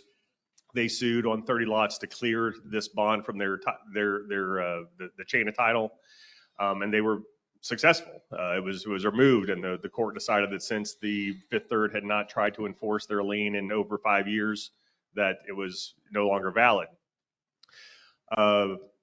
So I'm in the process of drafting a response letter to Fifth Third saying, we settled this. There was a settlement agreement entered into, I think it was February of 2013 after the district filed suit. We voluntarily dismissed our suit based on the agreement that we had come to, that this is not a liability of the district. In fact, this goes back to the McDermott Davis, we got a legal opinion and had that removed from our books as well. So for them to send us a bill saying you owe this money is completely improper. And so I'm drafting a response to send to their legal department and hopefully nip this in the bud. Other than that, that's all I've got right now. Mr. Gilpin did notify me that apparently the 5801, what is it? The house. Granada. Yeah. They've actually started doing some repair work there. So I have not been informed by the county attorney that because the foreclosure I think was supposed to start on the 23rd of October if they did not do something. So my guess is hopefully, or whatever they're doing, at least at this point, is keeping the county satisfied. So they haven't not initiated a foreclosure at this point, and maybe it'll start, maybe they'll get it so it's not an eyesore anymore. Just so the board knows, I went by last Saturday, so it'll be a week tomorrow. They were taking trusses off the top and they put them, there's still a lot there. And they put them on the concrete in the middle, but there has been no work there since last Saturday. So I don't know what's going on, but there was a couple trucks there and there were people. I don't know if Sunday knows anything about it, but no, the house on Granada. Yeah. Okay. Yeah. Do you They know? actually called me this week. Okay. Regarding that, they're wanting to move forward to finish the build and sell it. Right now, there's about $30,000 owed on it, and there's also a utilities lien. So I'll be contacting them today to let them know all that information, and we'll see what they're going to do with that. And once I know, then I can give you a better answer as far as if they're going to actually do the build. Do you think that's maybe why they stopped? I actually don't even know why You they know, stopped. I have no idea why they stopped. I inherited this. But I do know that they did some work and the trusses are on the floor of the house, Right. some of them. Well, they were there, I guess, last week while I was out, taking some of the bad trusses down. Yeah, that's might have been what they did. But I told them not to do anything else until we get like a permit or Okay. something going on it, and they Well, give me that's some why- kind of plans. That's why they stopped it. Yes. Okay. And I'll get confirmation. I'll talk to the assistant county attorney again and find out what their plan is, if they're going to proceed with foreclosure, if the work that's going on is sufficient for them to hold off on that. Any questions for David? Chris? Sure. Yeah. I've got a number of items here, and I'll just go through them briefly. Unless there are any questions, please stop me and let me know. But we're continue to work with the hailstorm damage. I followed up again last week to ask them about the business claim we put in for approximately $48,000. We had supplied all that information to them about 6 weeks ago. They said they were reviewing it. They had everything we needed. I followed up with them this past week, and I have not heard back from them yet. And I sent it to all the principals. We have approximately $972,000 of damages, and we're putting the bid specs together for that and plan to issue that the latter part of next week or early the following week. What we've done this week is I put a copy on your desk. We have the request for proposals for the metering system, and those will be going out on the street Monday. We post that in the newspaper. It also goes on Demand Star, which is a service for contractors. It sends all the bidding information out to those type of contractors and also is available online. And then we'll also put it on our website. And we'll have a If I may, I'll go back on the hailstorm damage. You're going to put the bids out. Are the contractor, when they're awarded the contract, do they negotiate with the insurance company?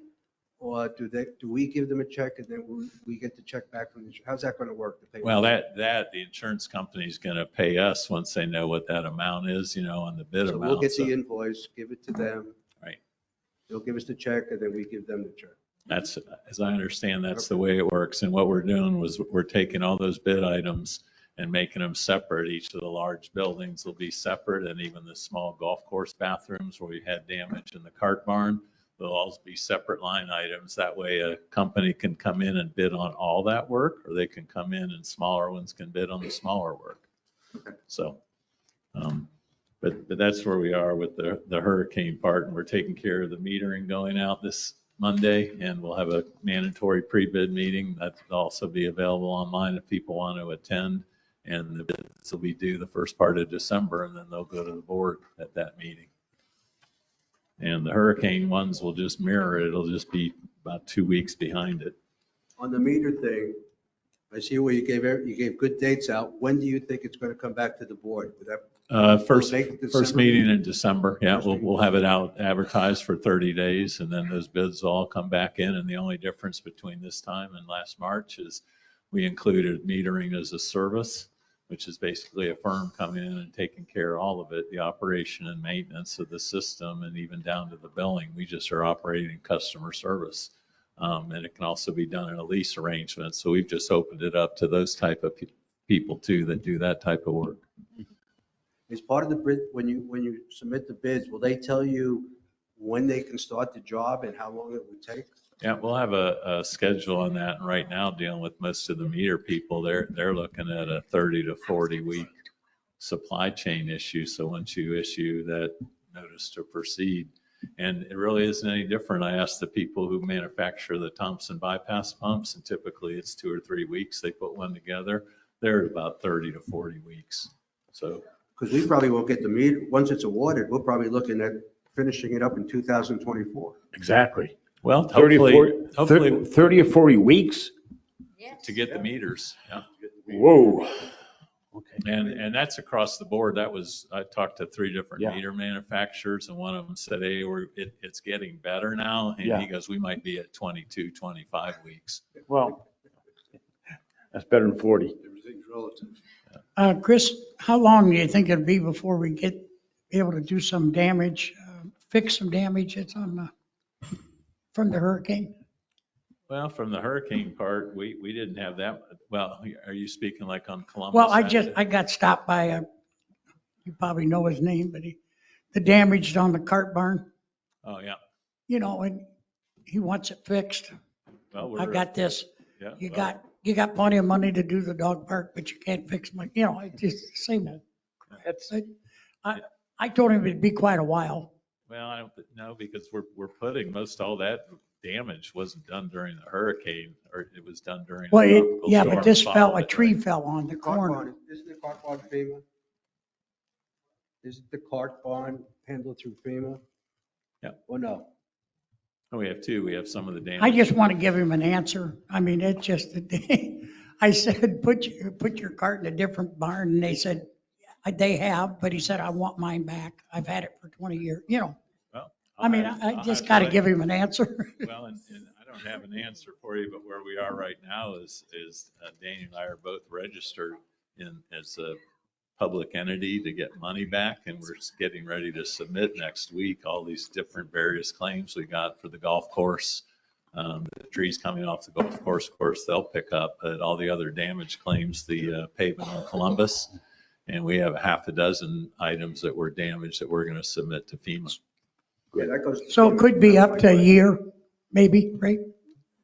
Typically, it takes them about 4 or 5 months minimum to Okay. release money to Very fix good. something. Very good. I just want to be able to tell him something that's Tell him when close. he comes back in the fall of 2000. Yeah, that's, well, Seriously, it's not going to be. I know, I tried to explain that to him, but And we'll have a FEMA.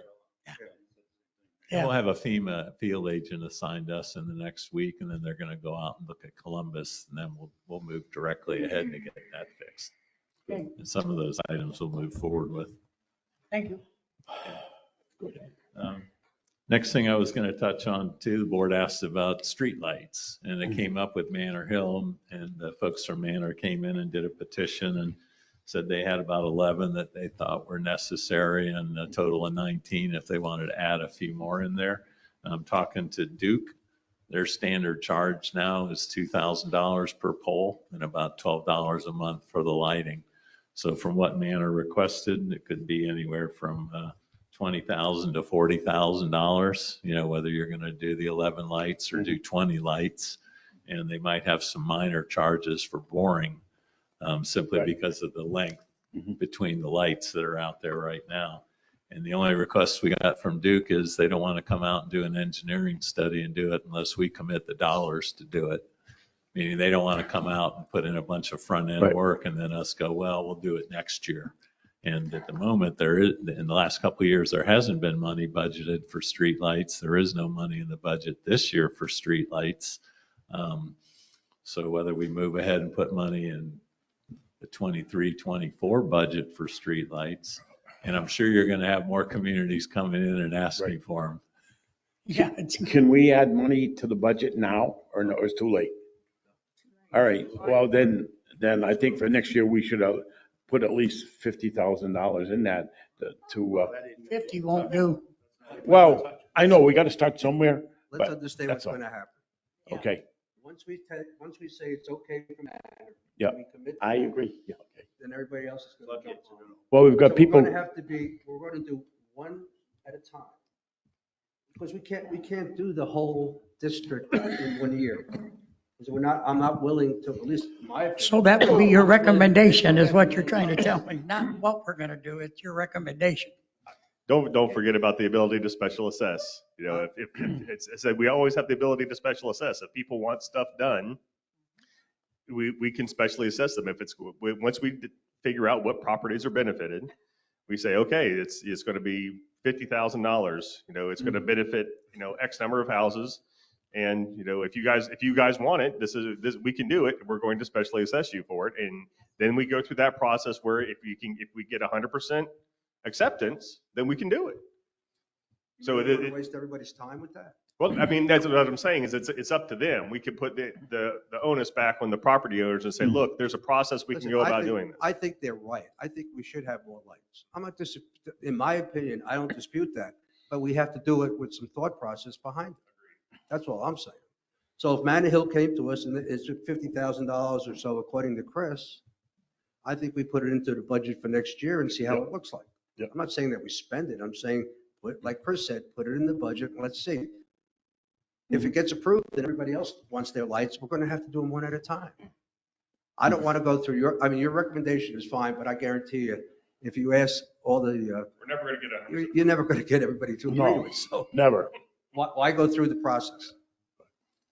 Okay. So that would be my recommendation. Put this in the budget. Let's take one step at a time. Manor Hill came and asked for it. Anybody, any other comments on that?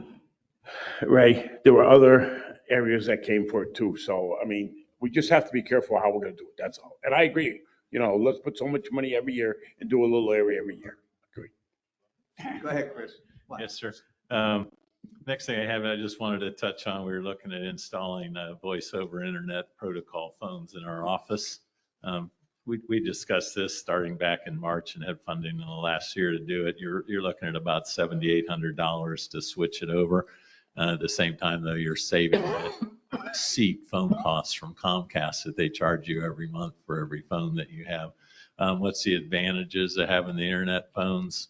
Well, typically these days you're sitting at your desk and you have an internet phone. If you get up, you can just hit the button and those calls are all transferred to your cell phones. I think you all know some of the difficulties we've had with the phone system in the office. It's antiquated, hard to get parts for, hard to get service for. Good example is during the hurricane when we didn't have people in the office, and on that weekend we had our customers and they were getting a call service. We could have had those people working for us at home, the people that work there every day, and just forwarded those phones on their desk in the office to their cell phone at home and handled some of those things. So it's just improved communication all the way around. And if you want to change messages, or right now what we have a third party that has to come in and like manipulate and go into the server to even make minor changes. And a few times we've gone to switch the phones over to the night and haven't been able to. So we've had somebody sitting in the office because we can't get the phones to switch over. So it's just an antiquated system, and we're going to what you could find in a modern office. It costs about $8,000, but we'll save some money too. And another thing we're going to do at the same time is we have 2 Comcast connections for internet that go into the golf maintenance building.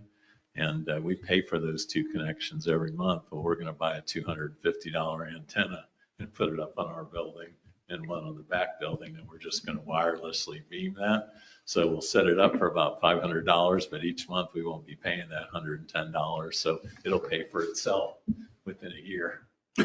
So we're trying to look at ways to save money, not just spending it, but better service for less money. Okay. Utilities update, manholes repair, that was ugly across the board. Basically what we had, and we started this before the hurricane was starting to get those manholes lined. We had Max Environmental come out. They sealed up some exterior seam walls at the wastewater plant, and that was about $4,200. And again, we have issues with that concrete out there crumbling. And they also went in and did 16 manholes. And that total price was $28,920. And those prices vary depending on how bad the manhole is. But one thing we found when we went and sealed them, we found 2 manholes that the brick in the bottom where the line came in had basically collapsed into the manhole. At that point, it didn't turn into a $3,000 repair. It turned into a digging the whole manhole out and concreting it from the outside and stabilizing it. And of course, with each one of these manholes we're following up and putting a new ring around the structure, and we're repaving it about 10 feet out. And that price actually went up a little bit too, because in some areas there were 2 or 3 asphalt patches around those manholes. So there wasn't 2 inches of asphalt. There was like 5 we had to build back up. But basically to go in and coat it, anywhere $900 to $3,000. You go dig one of those up, that's a $12,000 bill right there. Mm-hmm. So the work that we've done, we also had, it was at Catalina Drive. We had that broken pipe, and then there was one on Luca Dendris. We had 2 of those. One was $12,000, one was $15,000. And Florida Avenue, we had a broken service line that we dug up. That was almost $6,000. So all I can say is in the last 2.5 weeks between these coatings and fixing this manholes, we've spent $72,000 on repairs. So a lot of work, but it does keep the water out of the system. And what happened during a hurricane is we have all that infiltration. So you're paying to treat water and pump water that you're not getting any revenue for. But it's just overdue, but we're going to move ahead and do some more and get those things back in shape. Okay. We have two items too, the wastewater facilities plan and the stormwater facilities plan. And those two plans are just waiting. We got a request back from DEP for the stormwaters and the wastewater facility plan. And what they were asking for us that we didn't submit is a fiscal sustainability plan. I guess the easiest way to put it is right now we're budgeting about $350,000 a year to maintain our drainage system. And most of that we spend on spot repairs that are needed. There isn't a lot of maintenance going on. The easiest way is DEP said, well, let's see your fiscal sustainability plan, because if you're spending $350 a year and you aren't maintaining your system, but you want us to give you $6 million, how much money are you going to spend every year maintaining that $6 million system? Because they don't want it to go into a state of disrepair.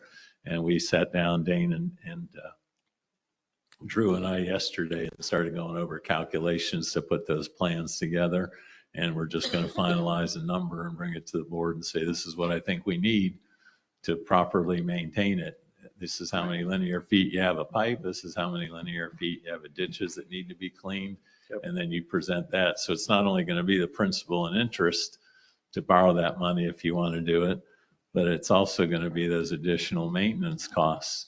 At that point, you have to consider too, if we need to spend $500,000 or $600,000 a year on maintenance, do you forego the loan and just start taking it a chunk at a time and doing it? And a third option we'll bring to you too to fund this type of work is a stormwater utility. There's about 32 of them in the state of Florida. They're set up for local governments to have a dedicated funding source for stormwater. How would you do that?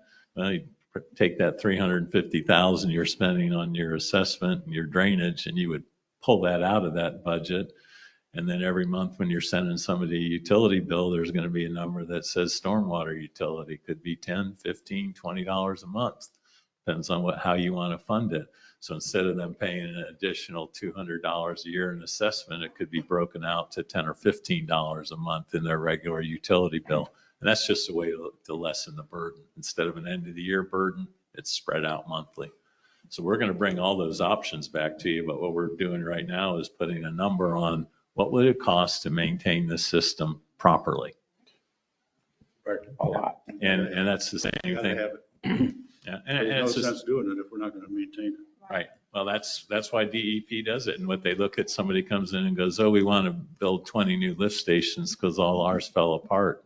Well, they fell apart because you didn't maintain them. If you want us to loan you this money for 20 years, how are you going to maintain these lift stations? What part of this budget? Now, it's a little easier in the wastewater facilities plan because we went in and doubled our connection fees and increased our rates to show them we're serious about this. So we have the money for the principal and interest. On the stormwater side, it's a little different. Okay. So, but those two are coming up.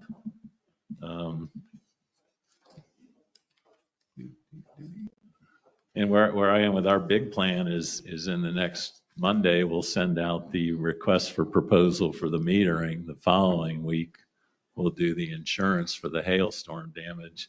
And then we'll be following up with the wastewater facilities plan and the stormwater, and really planning on having all that out of here by the end of November, that those plans are back with DEP to consider them for funding, and all this other work's moving forward. And I just had a couple other things too, and I mentioned it. One, we're updating our SCADA system. It's a little old and antiquated. We have 3 different products out there right now. We're combining it to one product. We're going to end up buying a $4,000 server, more for Homeland Security. And we're taking one of the small offices in the golf course maintenance building and kind of turning it into a SCADA central where we have all our command and control information in there. And again, too, it's costing a little bit of money, but we are going to get some efficiencies out of it and better operations. Was also looking at spending probably around $30,000. I'm looking at how we're going to bid this out or whether we're going to buy the materials. But at wastewater plant 23, we have issues with the way the water comes in. And previously for years, they went from an 8-inch pipe down to a 6-inch pipe, and they're loading all the sewerage in a 3 or 4 hour peak time during the day. That's not really the way those things are supposed to operate. They're supposed to put an equal amount of water in every hour of the day. So that's the way it's treated. So it hasn't been done right, but we need to do some repiping on the system. And we're also looking at a couple different pumps to make it work more efficiently. You'd appreciate this. We have two sludge pumps in there that were made in Germany, and you have to get them serviced with parts out of Germany. And I asked the people, we sent one in because it wasn't working, and they said, yeah, we'll diagnose it to see if we can rebuild it or do something. But to take one of those apart, it's 10 hours and it's $140 an hour. So they wanted that much just to be able to tell us if they could fix it or not. So we're looking at some alternatives. I said, can't we just get a pump that's made in the U.S. that we can buy spare parts for in the U.S. and get it serviced in the U.S.? Because this one's broken anyway. So again, but again, when you have those bills for pumping sludge and hauling and additional power costs, all these more efficient operations are going to have a good part on the backside of saving operational costs. We're not just throwing money at it. And I kind of followed up with that exposure and liability on Matanzas and Navarre. You know, those houses there, 3 of them got flooded pretty good. The other 2 not so bad. And I talked to the homeowner a couple times, and she was out of town. And I said, well, we're digging it up to find out the liability. She goes, well, what can I do? I said, the same thing I told you 2 weeks ago. Hire a plumber, find out if it's on your side or if it's on our side, find your clean out. You don't even know where it is. And it was buried under their landscaping rock in the front of the house. There you go. But when they did that study, that's why I said if we could find your clean out, or if you knew, we could probe it and trace it back to where it goes into our line. But they did. There was a 40-page report. They came in their roof. They came in. They unburied their clean out. And unfortunately, it's a $25 Y at the street that was cracked and the roots went in it. On the side, it wasn't hooked in, and it's blocked it up. So you have a house that got flooded out, thousands of dollars in claims for a $20 piece of PVC that was cracked. So, but I have been working with them weekly, working with our carrier. All our carriers have been notified. And the only thing I mentioned, we had 2 homes on Navarre, you know, that they got sewer in their house. And I was like, it's right up the street from our master pump station. We haven't had any issues over there. But when I went out and back and I put a picture here, the resident said, well, maybe I should have covered these holes up in the backyard. I don't really know what they are. And I walked back there, and they're their sewer cleanouts to their house, and they were knocked off at the ground level, and all that rainwater and all that water was just pouring in. So I didn't say anything to them. I notified our insurance company, and I sent them pictures of these cleanouts on their property, broken off at the ground. And unfortunately, one of those houses belongs to the lady who's suspended from the pool. So Oh, but anyway, and the rec services, we had a meeting on the playground yesterday, talk about permitting and engineering. And, you know, they're in that same thing too. I said, well, you're going into your engineering next 4 weeks. Fine, give it to us. We'll put it in, see if we need a permit from the county or for drainage. And when are you going to be out here? When's all the equipment you're ordering now going to come in? And he said in the spring, so March, April. So again, you have 20 weeks at least of waiting for that equipment to get manufactured. The only thing I'll say is by the time it gets here, all the site will be ready and it'll be a plug and play. It'll go in fast, but we've got plenty of lead time to do that work. Okay. And Drew was a big help with that yesterday. So, and besides all the things we've been fixing, and we also made some improvements to the water plant on the wiring, and also a meter we had back there that I just have to mention this. The guy told me this is the most sophisticated, expensive electronic meter you can buy. And I said, and it doesn't work. He goes, well, it's not really designed for a water plant. It's made for the distribution system. So this isn't the right application for it. So I go, so we bought the most expensive, intelligent piece of equipment and it doesn't work. But the manufacturer is going to bring a replacement in that, for that application. That meter they put in was really a distribution made to be out in the field, not at a plant with high service pumps rolling around it all day long. So anyway, we're replacing a new meter with a new meter, and the only good part is it's not going to cost us any money. Good. Okay. Anything else? No, I'll just turn it over to Ariel.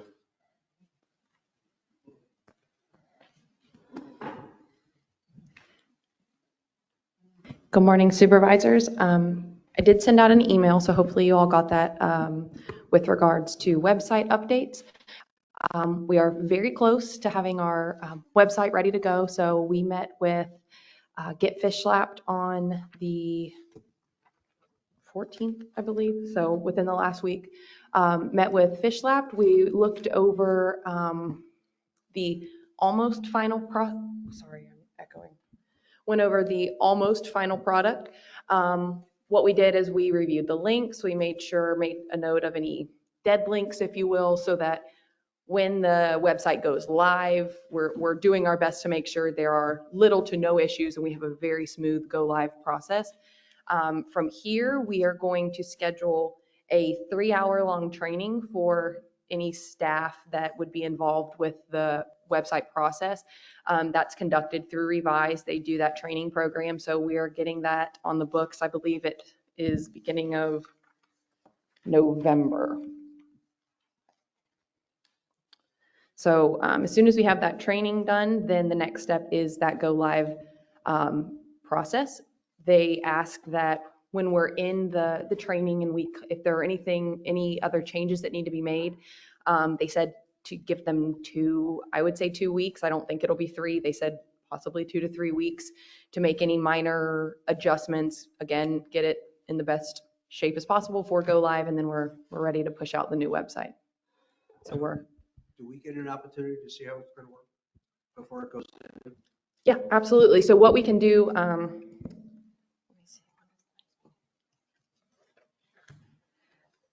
if it's okay, I'd like to make sure that we get that last meeting in with Revise to make sure all the kinks are worked out so that there aren't dead links. And then we can either wait and bring it to a meeting, or I can send out the links because it won't be quite live yet. It's the...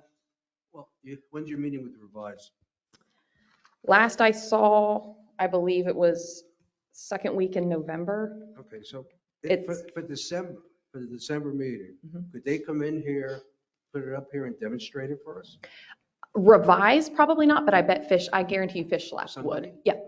So if they come in December and show it to us and everybody goes, hey, it's great, then we'll put it into effect January. Does that sound good? Now, my question, if the training is done before the next meeting, the November, 14th, would you be okay with us bringing it then, just so that there's no gap in between and we're not waiting on that Do meeting? you think you could do it earlier? Possibly. Don't hold me to it, but I can push for that. I would prefer to get it done as soon as possible so that we can, the only thing that's keeping us from I going may be live. wrong. Don't you guys want to see this before it goes into effect? Best. Okay. So, You decide if it's November meeting or if it's December. Okay, whichever. I will push for the November meeting. I would prefer that it be the November meeting if we can get that training done. I will certainly push for the November meeting. I think that if we wait till December, we may be the reason that it's not ready for go live. So I'll push for that. Okay. Well, one other question on the recreation facility. How close is that to the basketball courts? The new one? The playground? Yes. We don't have an exact measurement on that. Drew, We you haven't seen know? their plan. We haven't- Drew may know. I don't have an exact measurement either, but it's going to be right adjacent to it. I haven't laid it out completely yet, but it's probably 10 to 20 feet off of it. Enough probably to get slope. It's going to be pretty close. Okay. But that's close. Pardon? Pretty close. Well, if we're having a problem with bad language, then we might need to get code enforcement, or not code That's all I enforcement, need. security. We'll talk about it. Okay. The welcome package. The new resident packet? Yeah, did everybody have a chance to look at it? Does anybody want to have any comments? Because I know Chris has got, and Ariel has Fish Lab? Yes. Working on cleaning it up and making it a little bit more professional, but does anybody have any comments as to its content?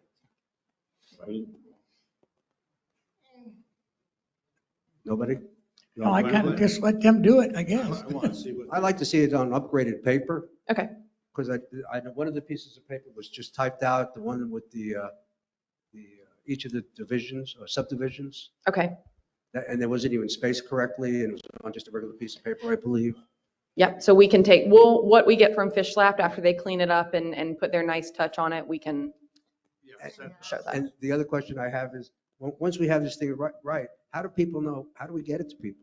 The new resident packet? Yeah. So those, we have already made up, they're in Sun and Lake, like reusable tote bags. And when new residents come in and set up their water account, the girls up at the front give them a new resident packet. The only way they get it is when they set up their water account. Yes. Well, or the new resident, the new resident social, we keep them there too, just in case we missed anybody. Can we make sure you put a piece of paper in there saying how they should sign up to get communication from the district? Because there's nothing in there referring to that.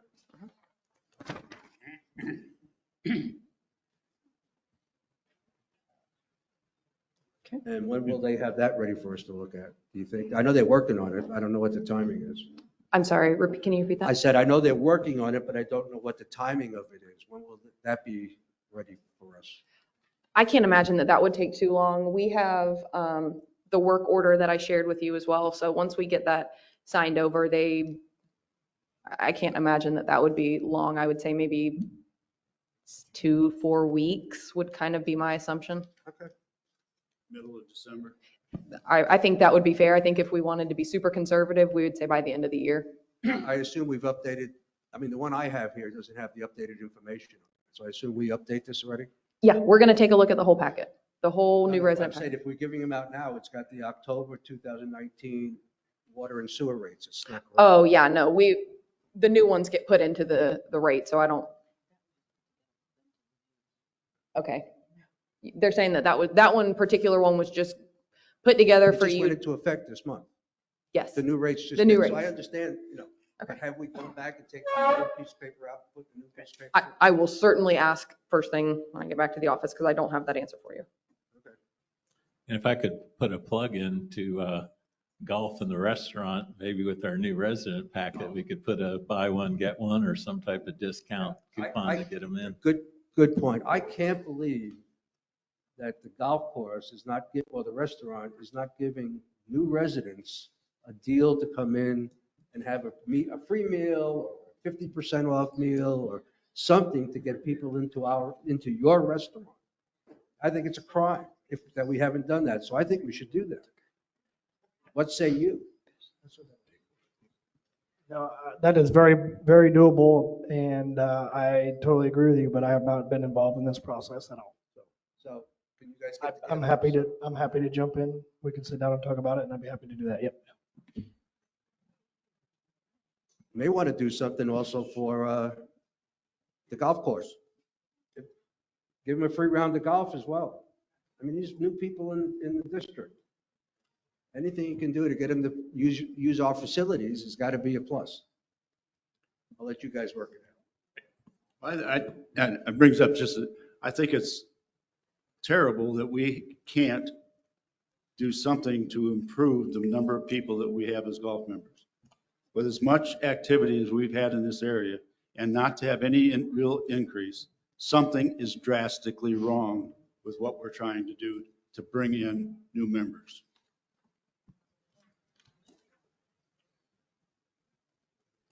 Well, let's talk about, since we went a little on, let's go over. Are we still with Ariel? Because I wanted to talk to her a minute. Go for it. Ariel, it's just some of the stuff I was going to talk to you yesterday about, but I might as well bring it up now instead of board to board. But has anybody talked to you about this, what we before talked to about the swiping of the card or anything inside the golf or the dog park? Have you had anybody talk to you about that? Is there anything, I mean, I think any I'm confused on the individual question. people or anything, because why I say this is I've had from the dog park community, when I'm there, there's about 10 residents have come up to me in the last couple of weeks and said, some lady, and I'm not going to mention who, but has been going around saying, we're going to get the swipe card, or we're going to get it taken care of, or they got to be this and that to make sure that, and it's a done deal. No. So I just, I mean, that's what she's saying at the dog park community. So, but it sounds to me like she's probably contacted some of the board members.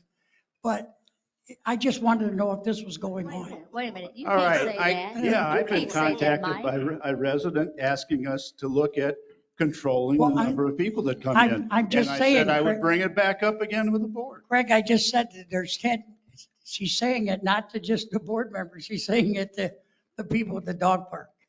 And they're all up in arms. Did we have this conversation before? We talked about it at in previous board Yes, we meetings. have. When Kelly was here, Kelly was looking into it, and she's the one that kind of got us some of the estimates back with regards to running power and with red wire and putting the electric gate in.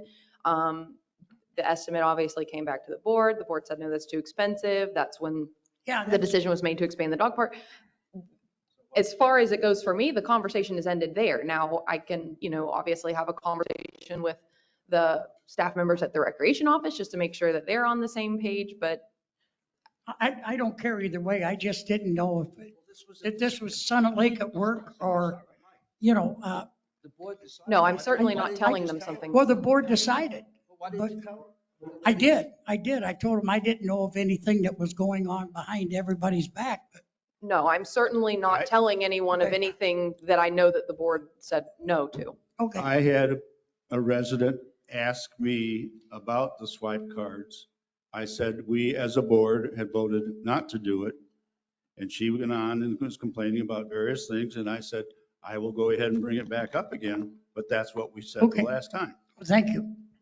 I just was wondering what was going on because I got No, complaints. I would not go and tell them that we were going to do something that I know the board said not to. Thank you. Yeah. Okay, so let's do code of roads, Bob Brunk. If we're gonna do drainage with Drew, so don't cover the drainage in the room. Whatever you want me to do. I'll talk about dog park first, and then with Drew and I can talk about the drainage a little later. Do what you want. Yeah, we Do can what do it you all. Okay. Go ahead. Bob Brumfield, Supervisor for Roads and Drainage. Have a couple of things with the dog park. The fencing has been expanded 45 feet on each side. We are working on paths. We're putting down a material that will compact pretty hard, and it's a lot less expensive than concrete. It's the coquina they use on the golf courses for the parking areas. So we've gotten that done. We're working on installing benches. We're going to get a picnic table, a new picnic table to put where the previous parking pad was, the concrete pad that's now inside the fence. So we'll be putting a picnic table there. And I think that it's going to be a really nice facility once we're done.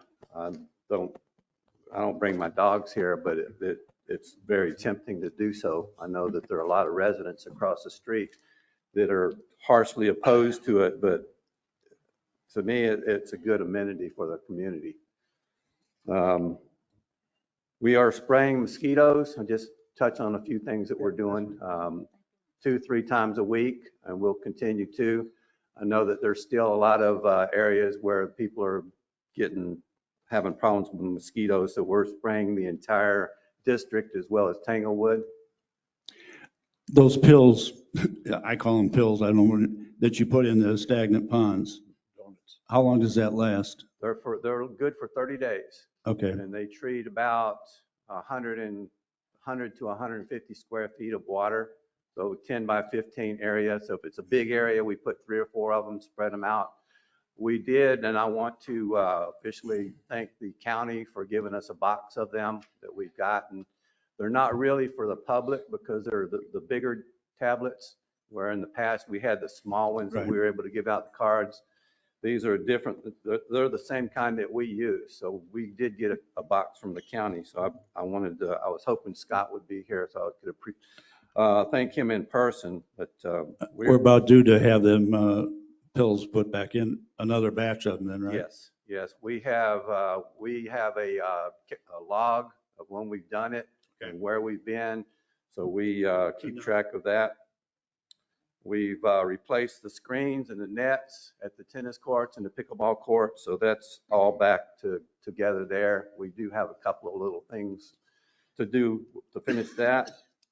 We attempted to jet the culvert with the utility department has a jetter that will extend out about 400 feet. But the culvert on 2808 Monza, Mr. Swanson's house, we did attempt to jet that, and we got, I believe it's about 125 feet from one culvert or from one catch basin to the next, and we got within 25 feet of it, and then we just couldn't go any further. So we're going to have to contract the company to come in and jet out the culverts. There are several of them in that area that probably need to be done. They're all silted up. We'll be working on that here pretty soon. Talked to KDL to see if he had any suggestions of companies, or we will be contacting somebody with that. We do have a pretty major repair to our sidearm mower. It's going to be close to $10,000. The hydraulic motors, don't know what happened to them yet, but once they start working on them and tear it apart, that's the high end. We don't really know what there's 3 hydraulic motors that drive it that have to be replaced. And they said at least 2 of them will have to be replaced. So we'll have to wait and see once they take it apart. I just want to let you all know because it's going to be close to $10,000. The estimate I got is about $9,700. How long have we had that piece of equipment? We got it in 2018. Wow. So it's been pretty good. That's pretty good. 4 years. That is good. And it's a bigger mower. It'll reach out. What do you know about lawnmowers?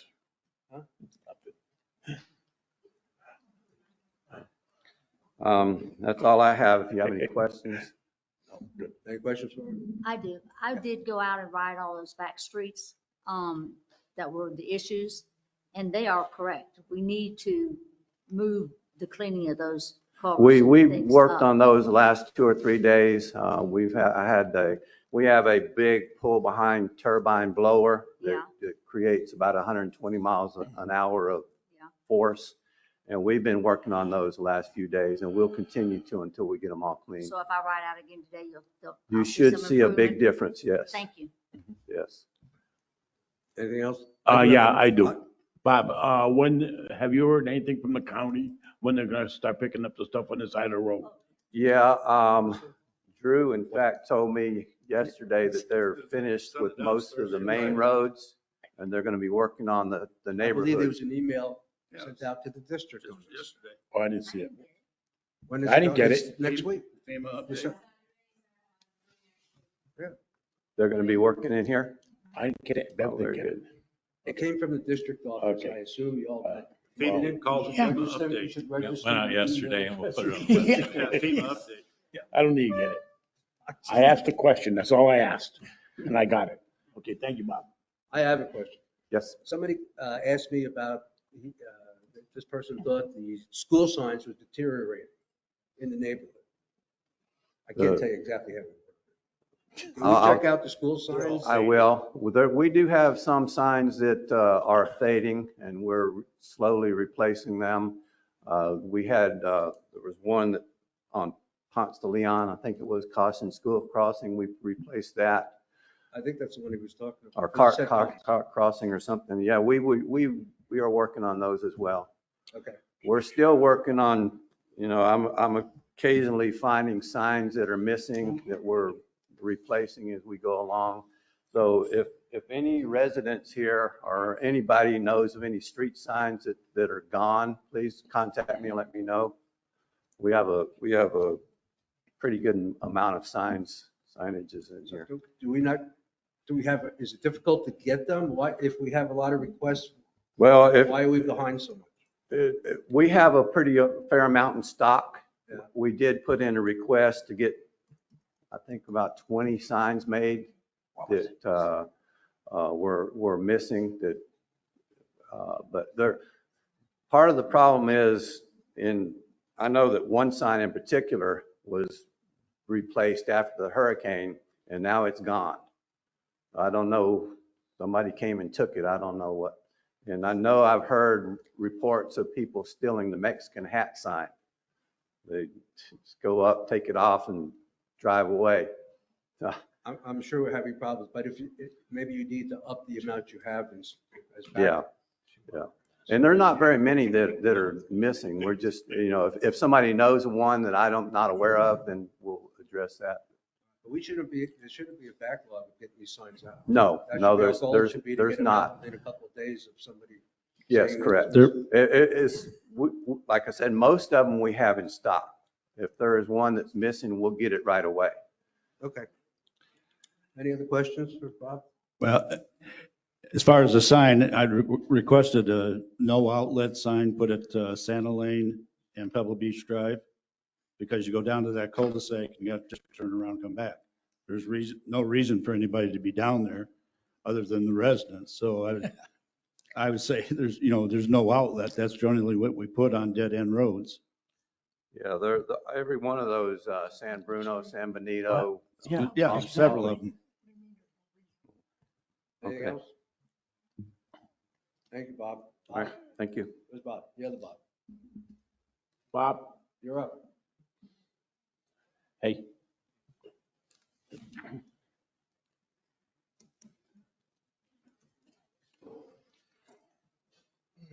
Good morning, Bob Hills, Code Enforcement. We had 125 violations written up last month, 2 hearings, and I have 6 properties going up for hearing first of the month, December 1st, for violations that are from folks that have just failed to comply.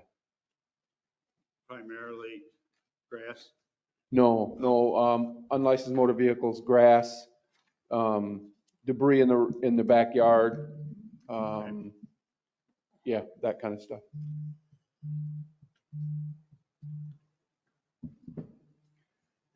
That's a lot. That was me. I don't know what was going on here. Oh, that was me. It was Ray calling me. Okay. All right, go ahead. Let's go into the other stuff. What's that? How about, give us an update on the sheriff's department? Oh, I got the application back and I'm just waiting for the board to go ahead as far as costs to go ahead and invite them in. That's what I want to discuss now. Yes. So you all got this information on the cost? Yes. So do we have any questions? Let's do the questions first about doing this. How many hours are they giving to us now? It's all in how much we're paying for. It's by the hour. How many they're giving to us now, it's sporadic. They can't determine how many hours. They're just on general patrol when they come in here. So there's no determination of how many hours they're in here. I've seen them twice. Yes.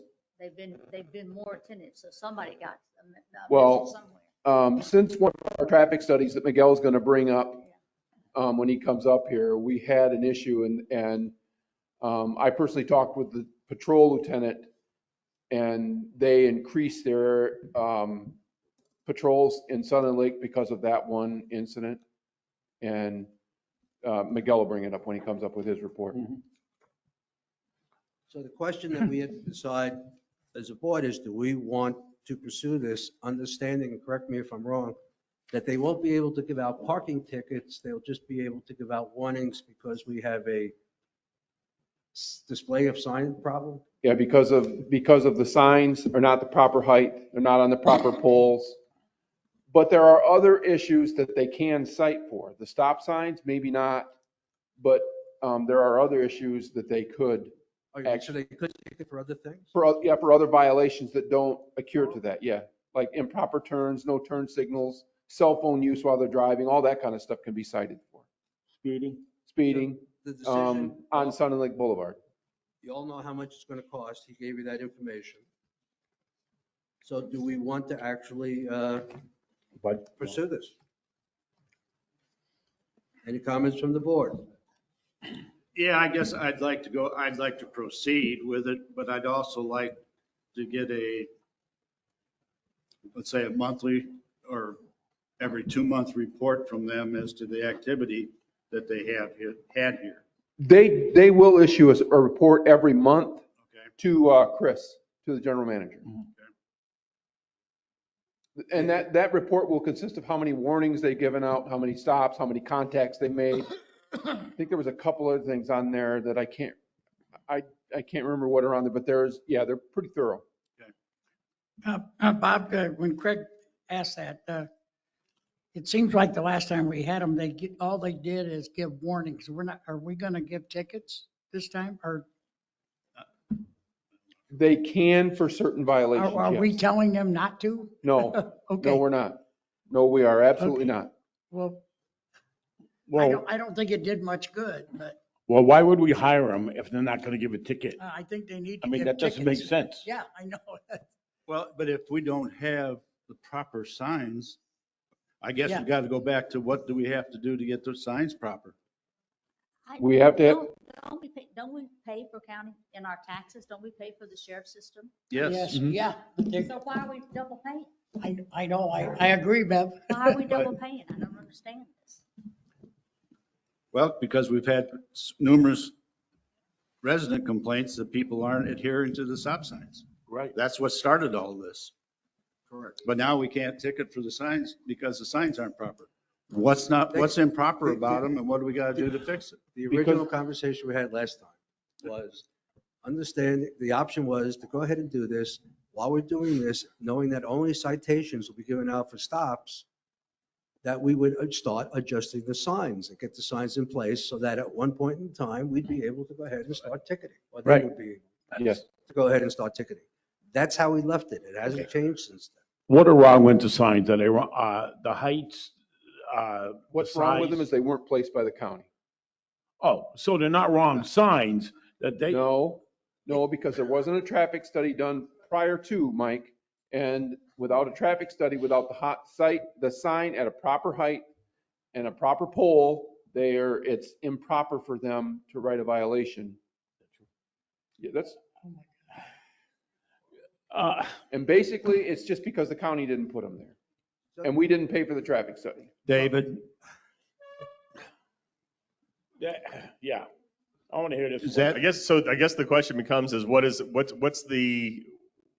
that we're trying to get enforced? What's the problem that we're trying to enforce? Because it sounds like that some things can be ticketed for and other things can't.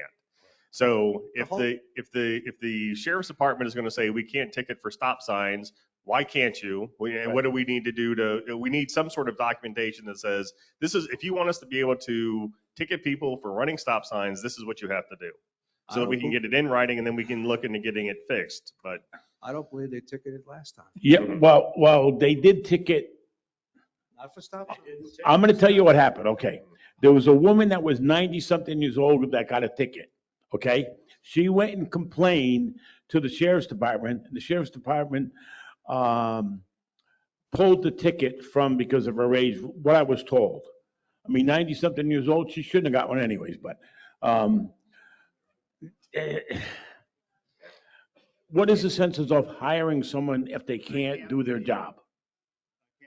One incident. Well, that's what happened. Well, I know she got. I'm telling you the incident. Yeah. You know? Oh, you know, so. All right, listen. I mean. Enough.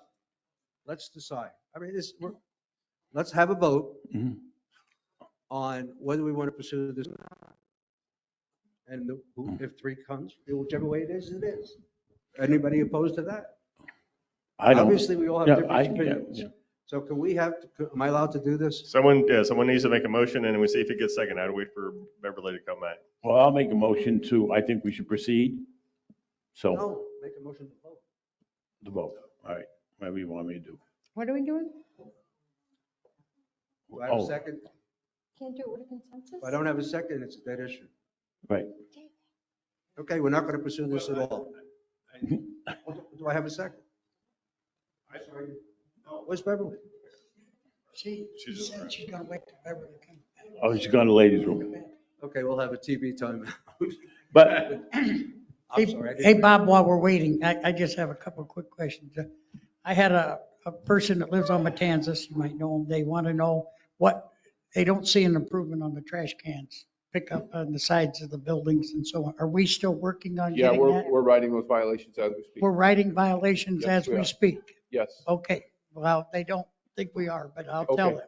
All right. how many did you have last month, Bob? How many trash cans? Yeah, citations did you? put On out there? Matanzas. No, I don't care where they are, but I know he's We all got them written that down. information, how many citations were written. There were 14 issuances of trash cans of, but we're working in certain areas. Like, Okay, if you understand, I start in one area and there are other violations in that area that keep me okay. confined. And as I move on, I take all the violations in that area as I move on. Bob, I'm just, when I Yeah. ask questions, I'm just looking to Right. something to tell There somebody. are 14 that asked me. issuances of trash cans that Okay. were in the area where we wrote. Okay, and political signs, I did hear that last night, there's some political signs on the easements. Are we taking them up? We kind of leave those alone, Okay, political signs. well, okay, if it's on the easement, we pick them up, right? Right, Okay, right. But if Okay. but otherwise, no, we try to stay out of that. well, yeah, but I just, when I had somebody call, they said there's some political signs in the easements, don't Yeah. we pick them up? And I said, Yes, we do. at least Yeah. I knew we did. Anything placed in the easements, we do, yes. Okay, very good. Thank That would be anything placed in the easement. Yes, not ma'am. just political. Yes, ma'am. Okay. Yard sales, all that, we pick all them up. Okay, So Beverly, so the board, we have a motion to decide if we want to pursue the police Sheriff's Department. coming into Center Lake and doing what they can do based on what we know about it. So that was brought up by Mr. Hurley. I need a second. Is anybody interested in a I second? second it. All right, so we have a second. So now we're going to vote on whether we want to pursue this or not, correct? Correct. Can I have a roll call or? Supervisor Gilpin, well, I guess the answer is pursue, I guess, yes. No, it's what you want to say, Mike. It's not, yes. Supervisor Hurley, Yes. Supervisor Phillips, No, Supervisor Herrick, No, I want to know why they won't kick it in Sun and Lake. David? President Brooks, We do too. Yes. The residents asked for it. Okay, so do you want me to, do you want me to send something over to the sheriff's department's general counsel Yes. and say, this is what we, We need to know why they won't kick it. gotcha, okay. I mean, just. to Also, say yeah, that- I know Garrett, I'll send him an email and to say, here's that the problem we're county having. has to put the stop sign is, I think is ludicrous. My recollection was last time that we did this, right or wrong, it helped. We stopped it though. We let it go and now it got to the point where we had complaints about it. Yes. But having a policeman at times in the subdivisions seems to deter people from driving And if you- incorrectly. If you'd like, and I say, I've got no issue with that, you know, if the district wants to spend money for additional sheriff's time, fantastic. But I think at the same time I'm asking about the signs, I should also ask about what patrol time, because to me, that should be public record. You know, if we're asking that question, they shouldn't be able to say, oh, we don't know. You know, we don't know how much time is spent patrolling your area because I would imagine they have some sort of shifts. So that's what, I mean, at the very least, you know, if there are shifts if people are assigned shifts in Sun and Lake, or if deputies are assigned shifts in Sun and Lake, we should know what those are. So, because if we're going to pay a deputy, you know, 5 hours of overtime a week, and then they just don't, but at the same time, they're cutting shifts to this area, how is that benefiting us at all? Yeah, We need that's to what- know, that's we what need to know Craig how and I many went- shifts are being assigned. That's a very valid point. Yes, it is. I'll send an email to their council. Maybe we should have somebody recommend a motion that we table this last motion until we get the information back from David pertaining to the county's cooperation in providing supervision. so moved. Second. I think we can do a consensus on that if you guys are Thank you. willing. We just did. We're going to hold this until we know. That's I'll try to have that answer by the next board meeting. very good. Very- Thank you. Has anybody had a chance to look, or hopefully you have, the code enforcement brochure? I know he made that. Oh, that's Bob again. I'm just going in order here. With that last adjustment to the maximum fines that would be imposed upon anybody? Yeah, it should be So on that- the, it should That is be the on final the, product. Does anybody have any additions No. or subtractions, or can we tell them it's a go? Nope, I think it's good. I think it's very nice. I like it. It's a go. Do we have to Yep. vote on that? No, we don't. Okay, we're good. That's been accepted. Code enforcement report, we kind of went over already. Yes. Basketball court. After some careful consideration and conversations we've had, we felt it would be better to maybe consider moving the basketball court away from the kiddie area and away from the parking lot. And it would, being that we're revamping the park anyway, that it would alleviate all of our problems and most of the problems would go away. Where are we going to move it? Huh? So what do you mean, Where are take we it gonna down? move it? No, just move it to a different area. The problem is the court is too close to the kiddies, and that's where we're getting the majority of our complaints. So the little kids in the playground areas are hearing, and if we consider moving the basketball court, it would alleviate our problems. But that was never included in our plan, Ariel, right? No. So if we, Well, Mike, all I'd like to do is just say, let's research it and see if we can. all right, but I mean, it's I happen to costly. think it's a good idea personally, because the basketball court is going to be very close to the new children's facility that Right. we're building. And, you know, kids, when they're playing basketball, are going to have loud music and they're going to be boisterous. And occasionally they're going to say a word they probably shouldn't say. I mean, that's how we hear the kids. True. So maybe if we can move it and it's not too costly, that might be a solution to solve all of our problems. There you have it. Supposed problems. Yes. Well, we got to find a place So to I move think what it he's trying to. to do is to say, is there anybody who's interested in considering that? We're not going to do it today. We don't even know what we're talking about yet, a location as far as the cost. But is that a consideration that the board? I think it's a good idea to consider it. Yes, yeah, good. Consider it. Isn't there a motion? Yeah, I guess, but I would be in favor of just doing away with it. Yeah, so not to be facetious, but it's not going to be moved. It would be demolished and Right. rebuilt someplace else. It's not going to be, you're not going to move the Exactly. basketball court. Right. Yeah. That's what we meant. Yeah, I mean, that's going to be a significant We weren't going expense. to pick it up. It's just too many problems for me. I mean, it's just not, and it's built with public money. So I guess if we tear it down, isn't it built with some Wait a minute. money from the I county? don't think so. Oh, Yeah, okay. I thought Beverly, it was. No. It was, Because that's why I thought other people All right, could. we need that question answered first. Ariel, that was built with public, I think it was. yes, because Beverly, that's why anyone can come in That's why here. they can And come we and couldn't play. stop them, because we tried that one time, and they said, no, well, our past district manager said that we cannot stop people from coming in. That's, yeah. I don't know. I don't know. No, we'll look into it, because like I said, Yeah, I let's don't know look if it was into built it. with public I funds or think not. we're jumping around. You have an answer? Oh, pardon? I don't know the details and the history or who paid for it, but on the original plans from 2010, when we redid this whole center, the whole basketball court was going to get mowed down and they were going to put tennis courts there. So There you go. they just ran out of money. It's the only reason they didn't do it. We're going to have pickleball and tennis. Oh, here. Yeah, Then we because put we it- were going to It's too reduce bad the they didn't do it facilities then. over Right, at the clubhouse. So I don't know.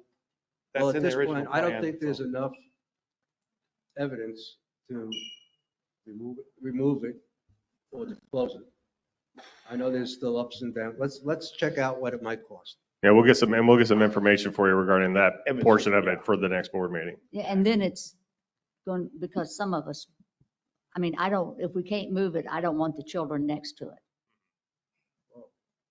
Kids So- are going to be next to it now.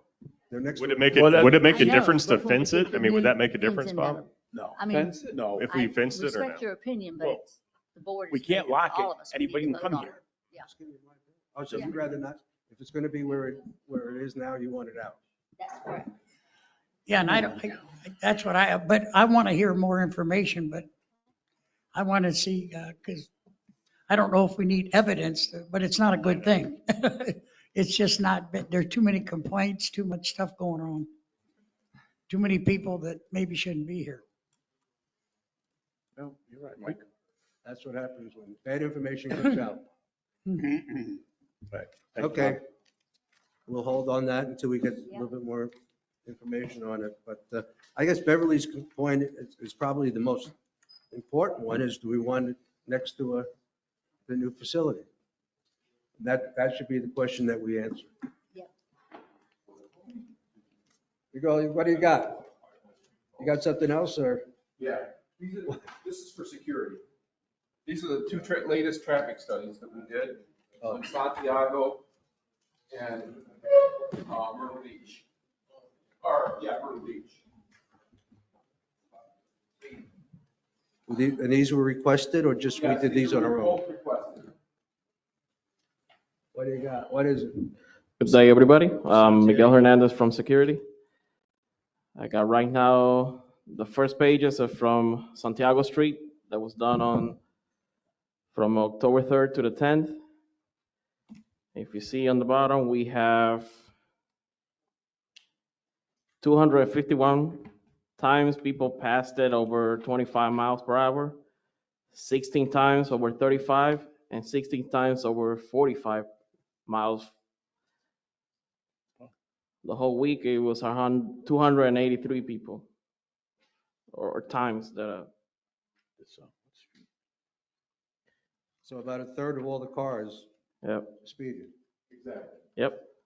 And if you see the other paper, the mileage, there was a couple one that passed 100 miles per hour. All right, correct me if, what is our standard for putting these in? 85% now? I'm sorry? 85%? 85%? Yep. So what you're saying is that this one on Santiago, you're recommending that we put a speed? I would like so, yeah. What's the other one? It would be Myrtle Beach. It was done on the 13th to the 21st. We have 553 past 25 miles per hour, 11 past 35 miles per hour, and 1 over 45 miles per hour. We have 565 in total for that week. So it's about the same thing percentage? Yep. That's the same percentage. Board comments? We have a lot of speeders in Sun Lake, don't What's we? the recommendation on Myrtle? Also to put a speed bump there. I said, we have a bunch of speeders. Oh, yeah. Where's Santiago? Santiago is right just off of the sky. It's the next street On this area right here. Okay. Any comments? Go for it. Any opinions? They're So asking you for us recommend to we put 'em in? okay Yeah. putting Okay. the speed bumps down. Yep, there's two. I think Any they, objections to putting it? I don't. Nope. I think it's the only thing that stops people. You just make sure you get them ordered because we're still waiting on some other ones too. Okay. Okay, And you do we know have to what? vote on that? I don't know if we have to Just vote be on that. careful where you put them. I don't Hmm? think that should be a board. When David comes back, we'll ask You know about what I'm talking otherwise. about? David, do we have to vote on putting speed bumps in? Do we have to vote on putting speed bumps in? They're recommending 2 locations. We just say the board kind of consensus was to go ahead and do it. We have to vote If on it's it? board consensus, it could be board consensus. Yeah, I don't know. If it's not on the action item, there's no forced vote. So, I mean, if the board is consensus is yes, but I mean, if you want, if any board member is concerned about the way they voted, you can just take a vote. So that way. I think we're all good with it. Go ahead. All right. Thank you. Okay, golf.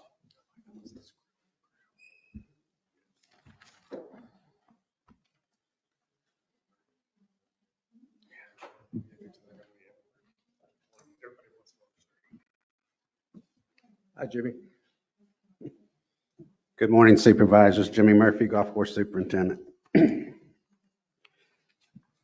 right, so we got our deer run update. As most of you know, it's done. Ran a report Wednesday. We were at that number, which is $1,895,000. We did get our pump fixed Monday evening.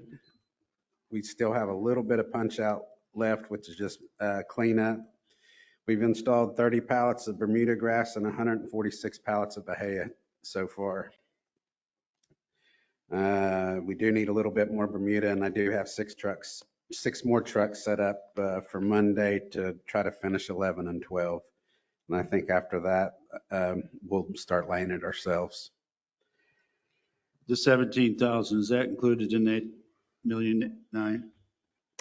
No, sir. Will I try to put it on there? Yes. Well, yeah. Yes, sir. That should go there. It's Yeah, part I of just the- wanted to. Part of the irrigation project. Yes, sir. And really. Yeah, I understand, but I just wanted to know if it was included in that number at the top. You talk about the 17. Yeah.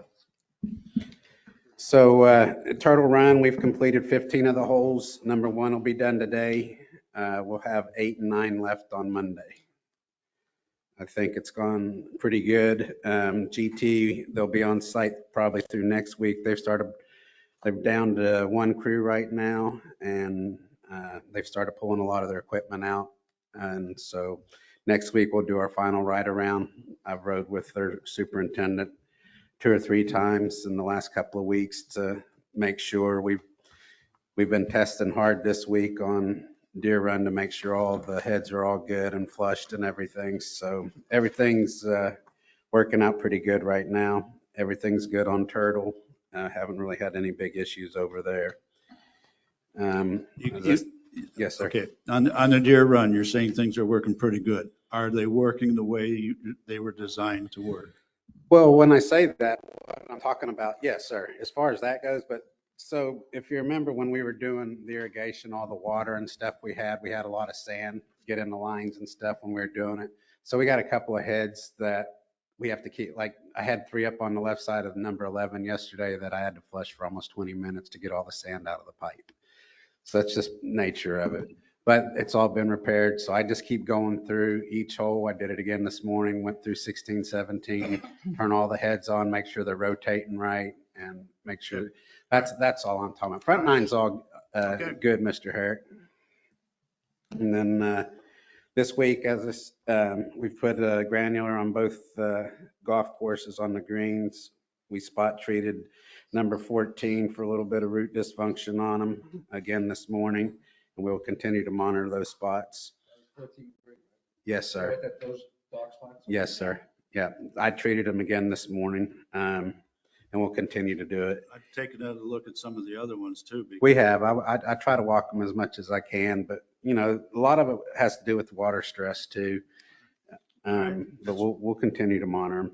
The driving range mat has been installed. We still need to put our border around, so we got a little bit ahead of that. Had somebody bring up something good to me Wednesday that was a pretty good idea, and he asked if we had any thoughts in the future of putting the canopy over that. And the reason why he was saying that is in the summertime, that when people are hitting balls, that they would probably stay off the turf more than that. And I said we would maybe in the future consider it. But the other thing we need to consider in that spot, are we going to add any additional parking there, which is a minimal cost, but that was the other question that he had. But again, we can just do that in Coquina or whatever we wanted to do. I think it's something to consider because he was talking about from where they're parking at right now to walk down to the mat. But again, that's something we can look at. We continue to work on the Coquina areas. I do have some pine straw coming in to clean up some of the pine straw beds. And then we have the fertigation still scheduled to be finished up on deer as well. And then that'll give us the capabilities of putting liquid fertilizer out on the golf course as well. That's all I have. Questions? Okay, next. Oh, I do have, I'm sorry. I assumed like all that stuff behind near the cart barn, all that, where the trucks are, the equipment, whatever, that's all gonna be cleaned up, right? Yes, sir. The concrete, all that concrete that's there? Actually, what I want to do with some of the concrete is we get it broke up smaller and use it as some riprap too in some of those erosion areas, or at least put it as a base and maybe put some of the lime rock riprap over top of it. I don't want it to go to waste. I mean, I'd like to use it if I could in some of the eroding areas. Oh, that's fine. I want the whole thing to be cleaned up. Oh, it will. It will. Plus, and all those tubes that are all around the golf course, they're gonna pick all that stuff back up. All the what? I'm calling it tubes. I don't know. Oh, yes, sir. It's all gonna, that's why I said they still have cleanup to do. They've picked up most of it, but yes, before they leave, all of it'll be gone. And something else to think about too is that any of the leftover stuff, if it's unwrapped, Wesco will take it back, which I do have probably 2 pallets of wire left over. We'll get credit back for that as well, but I'll probably just end up selling it to Carl. I'll let you all know what we end up doing with that, but we do have some monies coming back from that as well. Okay, good. So, and we still have the heads to sell. So, Michael? Good morning, Supervisors. Mike Lemire, Golf Course General Manager. I'll go through a couple quick notes and then I'll get into a couple items you have here. I just want to let you know, memberships really jumped up since the last meeting. We're over 1 million. So it puts us at about 3/4 of the way through our membership year. It's also ahead of pace from last year now. So the last couple of weeks, we've really had a lot of people signing back up. A couple big tournaments coming up. We have the Advent Health Tournament on the 4th. Our Veterans Day Tournament's on the 12th. The Minor League Golf Tour will be here the 8th through the 10th. And then we have our MGA Quad 4 and Just for Girls, which is the 17th and 18th. Those are big events coming up for November. What's going to happen when you have 2 tournaments on at the same time? Which ones? You got one, I think minor league is 11/8 to 11/10. Oh, I'm sorry, 11/12. No, my mistake. I misread it. Okay. The only ones that occur on the same day is the Quad 4 and the Just for Girls, and that's the men play in the morning and the women are in the afternoon, same format. Just, that's how we always work that. On the F&B side, we got our new menu ready to roll out. We're gonna start that on Thursday, I believe it's Thursday the 3rd. Just the timing with our vendors coming in and getting everything rolled out. And Chef Mac's gonna go to I believe it's Cisco's food show on the 1st. The timing of all that'll roll out, so we'll actually roll that out on the 3rd. As soon as I have a good copy of that menu, I'll get it. I'll actually email it to you guys ahead of time when we get it all cleaned up. It's already printed out. Just we got a couple things to clean up on there to make sure the formatting and everything looks good. I should be able to get you that early next week if you wanted to take a look at it. We are scheduled to open the Snack Shack on the 1st of November, as stated. We do have a small menu for that, and we will be doing that in lieu of a bev cart on Deer Run. Trivia nights on the 7th, bingo's on the 21st. Our typical Thanksgiving buffet. Expecting, usually we do right around 450, maybe a little more. We do continue working with our guest service training. Sandra had put together a list of all that training on paper, and she was going to send it to me last night, and I'm not sure if she had an email issue or something, but I didn't get it this morning to give it to you, but I can forward that on when I get back to the office. Do you have any idea why you have such a turnover on employees? I mean, I think it's just a volatile industry. I mean, we're just talking on the F&B side, right? Do you do any exit interviewing? For those that leave willingly, we do. I mean, I speak to most of them. I know most of them, but a lot of them, you know, we have a fairly young staff at times, and a lot of times they're going off to school or they're moving. Some find other jobs. They want to get out of the business, which is a lot of them. I know a lot of our good folks over the last couple of years. One opened his own trucking company, another one's a school teacher. I mean, they just move on. And then there's plenty of other reasons. I mean, there's no one set reason for sure. But I think it's that way in the industry everywhere. Yeah.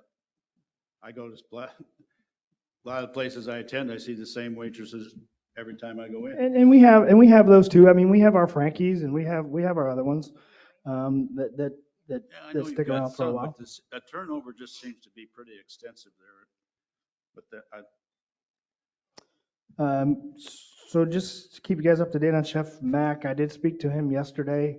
He has not signed any paperwork. They're still drawing up the legal stuff. There's no lease and all that in agreement. There's no construction timetable. So really, there's not a whole lot of change on his end of doing that. And I told you that we will have all that laid out for you as soon as there's something in writing. He's totally in agreement. So we will have a layout. I said, what is your best guess to when you would even be looking at this? And it was exactly what I said. It would be sometime next fall if everything was to go on any kind of plan. so you haven't done anything as far as looking for a new chef, We have not advertised his position even though that because was the board's direction. he has not put any sort of notice to leave in any fashion. And when he does that, then we will post his job. So you did not go based on the board's direction last time at the last meeting that we wanted you to look for a new chef, Right. correct? So what we did, and Brian was here for this meeting, we told you that we would get with our HR internal stuff to how we would proceed on that. And it was as I stated that until he has some sort of notice of leaving, then we need to obviously follow our HR protocol, But did he not submit a proposal to the CRA that was approved by the board? yeah, and I could have done that myself. So could have you. But that doesn't mean he has not done anything in any sort of fashion to state that he is leaving us at this time. And this is a very, very, very long tide table, as I've stated before. And in the last 2 weeks, there is nothing to progress that timetable. And I will gladly keep the board up to date. On the Chef Mac deal, what Craig is saying is right. The board gave you a direction or request, however you would like to word it, and obviously it was not adhered to. I did give you an out. I said, if you're not in agreement with that, have somebody get back to the board and tell us what the problem is. And nobody did. All right, That's so where so the what fault- I'll do. No. That's where the fault lies. So if you can't decide what to do about this situation, surely you can give him a deadline of when he has to make a decision. All right, so on this topic, this supersedes my authority as far as the HR situation goes. I don't care. And I know, Then obviously, then you should have came I to will us and have, told I us. I will have somebody on the Indigo side from HR list that. If we post his job, he could probably leave tomorrow. And I don't think that's what we want. And I don't know if that would be some sort of legal issue if we were to do that. He is Why not, don't you ask your HR? that's the direction I got. What's a fair time Correct. to get a commitment from him on what he's going to do? And and don't tell me it's a month from when he leaves. I want at least 6 or 7 months. And that's the same thing I want too. And like I I want said, it in writing and I want him to sign it. Does he have an employment contract? he is, no, he has no terms. There's no terms on a contract for him, no. He's an employee at will. He is an at-will employee, Yeah, correct. yeah. So then he's an at-will employee. If there's no contract, then he's an at-will employee. And the question is who, if Indigo Troon is the HR department that is over him, then in my opinion, we need to leave it up to their HR department as to how that gets handled. Otherwise, we may be in violation of the board may be in violation of the contract we have with Troon. Right, and that's for sure. That's what I'm trying to notify the board, that we need to follow I'm trying to get you to follow our HR's timeline. I think we've got to renegotiate the contract. You work for us. You work for us. Remember, No, 100%. if this guy sticks it to us, who do you think is going to be at fault, Mike? Well, in that situation, then you're more than welcome to put it on our HR, on our I said, Indigo if this side. guy sticks it to us, who do you think is going to get blamed for it? Well, it would be our HR. I can't answer that And question. like I say, I'm not trying to interject here, but he's not under a contract. He can Right. walk out tomorrow if he wants to. Yes, you could. Absolutely. And that's what our concern is. That's what we're worried about. He's already said that he's going to start a new business down in the circle. Fast food Southwest Flair. That's his intent. Now, the board down there has approved his proposal to do that in one of their buildings.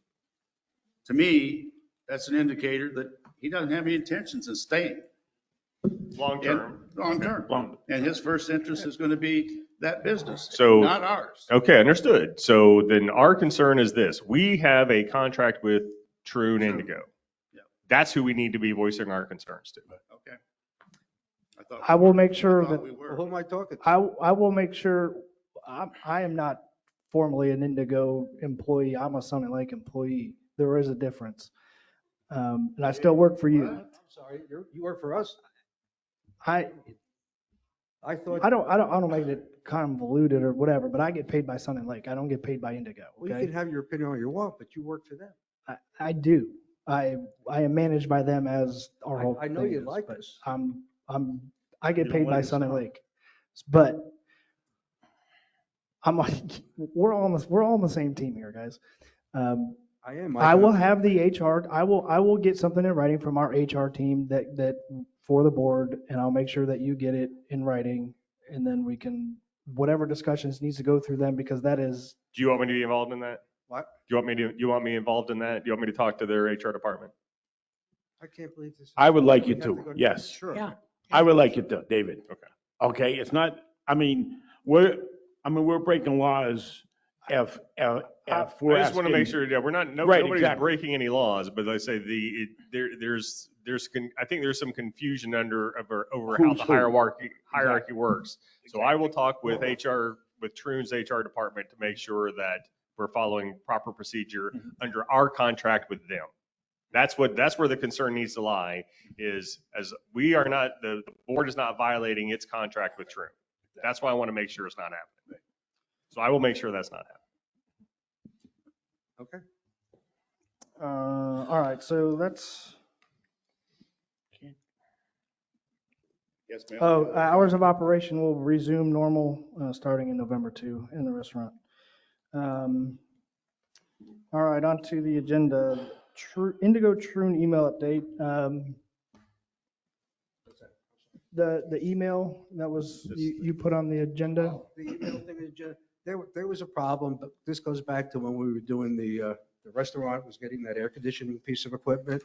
We were at a board meeting and we realized that notification that the restaurant was going to close because of the air conditioner going in was not sent out. So I asked Mike to send it out, and this was on a Friday, and he couldn't get it out before, I think it came out Tuesday. Right. I don't remember, but it didn't come out prior to the restaurant closing. Right. And I asked him what happened, and he told me it was the way they have the system set up. They have to go through several channels to get an email out. And my question is, why can't he go through the district on something that's important that needs to go out?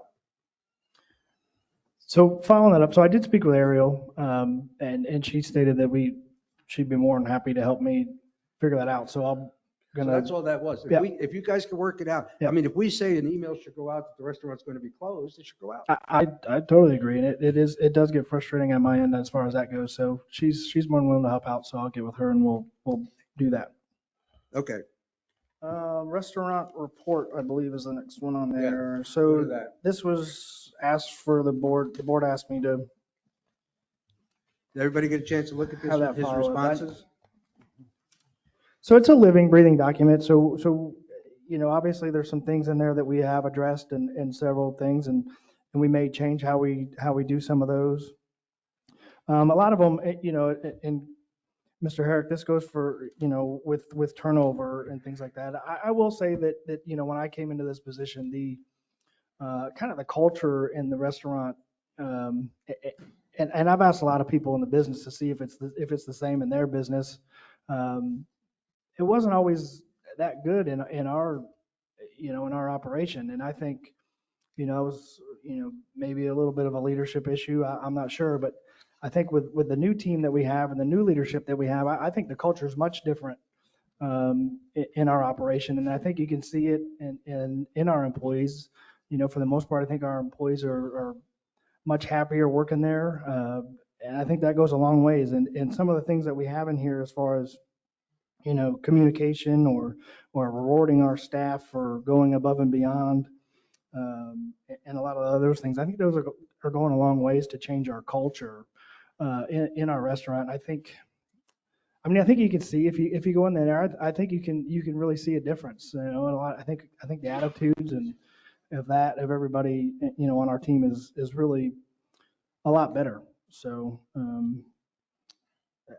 just some certain things like obviously with a lot of new employees, we have over 500 members that are eligible to play golf every day. I mean, that's a lot of faces and names to remember. So something that I felt was really big is, we're posting, 6 members, we'll post their faces on there and challenge our team to learn who they are. And I think that's very important. And that's a big challenge. Learning 500 names is not easy. I promise you when the snowbirds come back, and I haven't seen them in 6 months, I promise you I would be lucky if I was 50% for the first month or so. I got to relearn a lot of, it's like, I know who you are, but and I got to go figure it out. So I know I'm not good at remembering names, but I think it's super important. So that's just one of the things that we've implemented to try to make that transition a little better. So Any comments? does anybody have questions or comments on that? Mike, Go ahead. the least thing I'm worried about is a person, whether that waitress or waiter knows my name. Can't hear you, Craig. Yeah, I know you did. I'm not concerned whether they know my name. I want good service and I want good quality food. Mm-hmm. And that's be a nice to have, I guess, but to limit your outlook at just 500 members coming in there. This restaurant should be busy all the time. And you can't get, you had a piano player in there, which on Monday, played for 3 hours to hardly anybody. Mm-hmm. Now, I guess, I don't know if it was out besides this little display that was on the table. I didn't know about it. My wife did know that it was going to be there, but there was nobody there. And you started the month out by saying you're going to be closed on Monday anyway. Mm-hmm. So then the first night you bring in this. That's just something that just came up. It's not November yet. You had a Monday night. No, but I stated when we were closed on Mondays, it was really only going to be 2 because we were going to have bingo, we were going to have trivia, and we were going to have music. So that was part of what I initiated. That just was your new menu. Make sure you've got the food on hand when you try to implement the new menu. Right. That's why we backed up 2 days. You had turkey on the new menu in October, and then you didn't have it to serve. There's no No turkey. turkey. We had no turkey. So, I just bought a whole bunch of butterballs. I mean, that's you yeah. take a step forward and you knock it back I down know, when you don't have and the those damn things are stuff something. available. Well, first off, Mr. Herrick, I'm not limiting myself to 500 members on there, and there was no I'm not limiting my outlook to just the membership. I promise you that. And as far as the situation where the supply chain goes out on you in 2 weeks, I can't control that, nor can you, nor can anybody. It's a situation you hear it come out of everybody's mouth that comes into this board meeting that they're having supply chain issues, but I'm the only one that's supposed to control it. I don't understand. A person who's in charge of a restaurant who has turkey on the menu and doesn't have turkey will go to Publix and buy turkey. If you can find it there, it's not that simple. I just went to dig out a whole. I mean, yeah, I understand. No, you don't understand. There's tons of turkeys. Yeah. When you meet with your staff before you serve dinner, say we're out of turkey. So when your waitress comes or your waiter, Mm-hmm. who are very nice and they have improved immensely in their service skills, say, Mr. Phillips, I'm sorry, we're out of your favorite turkey tonight. and it just smooths Smooth everything things out. out. But you shouldn't be out of something that you just put on the new menu. We Well, never had no, turkey that's been- before. That's been on. That's always been on the menu, yeah. But no, listen, I understand your frustration when it comes to supply stuff. I live it every day. There are times you have to Yes, take. I know, I totally agree with you. And there is a process for how that's supposed to work. And I'm not sure if that particular day it I've been in the club a lot lately, and I have not sat down that I have not had a glass of unsweetened iced tea with a Right. lime from 3 or 4 different waitresses. right. I'm saying, because your server knows who you are and what you like, and that's important. Absolutely. I agree. I think service is That's, improved. that's part of what I put in there. I That's think we all that's the agree, goal. there's noticeable improvement on the service. Yeah. I think we agree with that. We're working really hard. But also to Craig's plan, and my question to you would be, how are you going to get more people into the restaurant? Or how are you going to get them back into the restaurant? Right. So I would say to you, Mhm. and I think I know the answer. Do you have a marketing plan? Absolutely. So, and it's gonna revolve. Can you and share it's- that with us, maybe? It's, sure. What you're going to do to get people in there? Sure, and it's going to revolve a lot around this new menu that's coming out next week. We've got, I've already lined it up. So we have daily, and this isn't going to be a full report. I could put one together for you. We have daily spots on the radio. I don't know if you listen to 99.1 or 105.7. You're gonna start hearing a lot about the Island View restaurant coming up in there with this new menu. So Okay, based on that, the hamburger night special. Mhm. When was the last time you had ciabatta buns in the yes, house? and that came up and somebody brought that up to me. So that is something that we obviously did not notify Morning and Dave about, that we changed that bread over, and we will definitely do that. As But the see, first thing that's that'll come. just, that's part of it, Mike. You Uh, guys it- don't if- follow through with stuff. Well, and you can put that one on me, because when those ads come out, Dave brings them to me and I listen to them, and I overlooked it. But I mean, that's fairly minor, but It's minor, but it's just an example of things not being controlled properly. Or managed. You're not to properly, get whichever way defensive. you We want to said look at things it. are getting better there. I'm So not don't being get- defensive. So don't get defensive. There's still a long way to go. And I totally agree. And I don't think you know how to get people in there. I still don't believe that. Just because you put a radio spot up. or Well, something like I said, that wasn't the full thing, but I gave you an The example of only way where I'm to going with attract that. people these days is to give them a benefit, to give them a sale or something. How else do you get people in? Nobody advertises, hey, I got all this furniture at regular price. Come on down and buy it. No, they give away 3 years of free financing. They give it to you at 50% off and all this other junk they throw at you. Whether it's true or not, who knows? But that's how they get people to come in their door. We don't do anything like that. Mike, how come we have 450 for Thanksgiving dinner? How do those people know about our restaurant?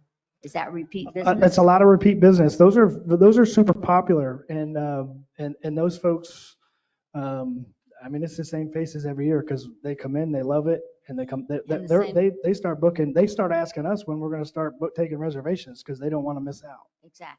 Right.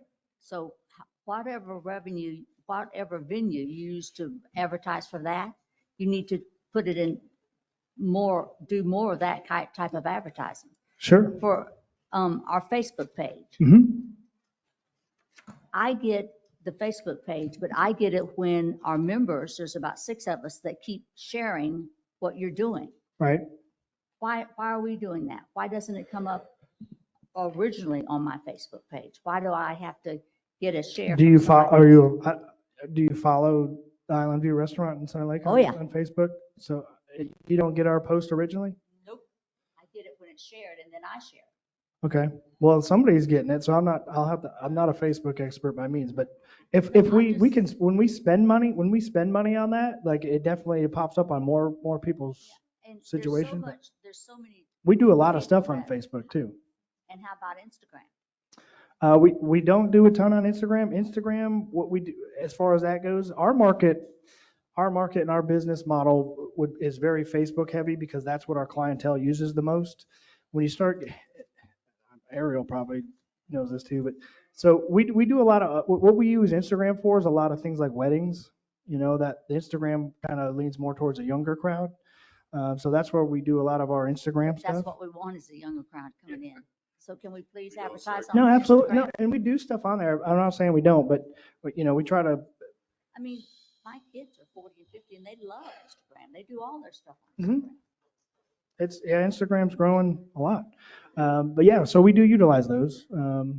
And we can, when we spend money, we do a lot. We do have a budget that we spend money on Facebook, actual advertising, boosting posts and all that. And you get to see all the traction that you gain from doing those things. And it's definitely helped in the past. And I think the radio ads are really big. So I'm a big proponent of that. We use the newspaper, we use a coupon book. We do all have a lot of those deals, emails. We do send out a lot of stuff and a lot of different avenues. We do. We are in the coupon book. Yeah. Mhm. We've been in there for years. What do you give them, $5 off the meal? We do. We put stuff in there all the time. Huh? We put stuff in there all the time. Every month it changes. I have seen reduced golf rates. We do that, during and the then we summertime. I advertise, have not and we seen advertise our weeklies. We advertise our weekly specials in there. Yeah. Michael, do you sell stuff like the fundraisers to schools as well? Absolutely, we do a lot of that 'Cause I too. know I bought cards and it says, Yep, and we've so in a lot of the parks, they do maps for some of these mobile home parks, and we're in about 3 or 4 of those with discount coupons in there, trying to get those folks all the way up to that brand new one they put up by Lake Wales. We're in their RV map, so I've done a lot of those, kind of at a conglomerate deal, because that's our general clientele. If you do a coupon, don't they have to bring it in to you? Mm-hmm. How they work? Well, it depends on what we're doing. We don't always do the same thing, but sometimes if we're advertising our burger night special, pasta night What I mean is special, if they or we bring can them do, in, you should we have a can do, recap. So are they working? yeah, we can do, yeah, no, absolutely. And we've done that before too. I can run a report on those things. So I'd like to see your marketing. you got it. good idea. You're gonna have to, I'm very concerned over getting people into the restaurant. yeah. We put together marketing plans and, we pretty much do it yearly. We haven't done it. I don't know if you've seen one in a year, but we've definitely put them together for you before. So I'm sure you got one, but I think my opinion of a marketing plan might differ from what yours goes. okay. Okay, any other questions for him? All right, we'll go from him right into Mr. Hurley. Do you have anything you want to talk about? Well, yeah, our committee met Michael a couple times, 2 or 3 times. We do think it's getting better. It's not perfect. There are things that they do run out of, and I didn't know about the turkey, but I didn't order turkey, but we feel he's trying. Now, the employee part of it, we don't even address that, I don't think. But yes, there are a lot of new faces. The last couple times I've been in there 3 times in the last 3 weeks or 2 weeks. There are new faces. The training's going better. He just has they got a long way to go, but they are definitely improving. And our committee will be meeting, actually, we're gonna have a dinner there.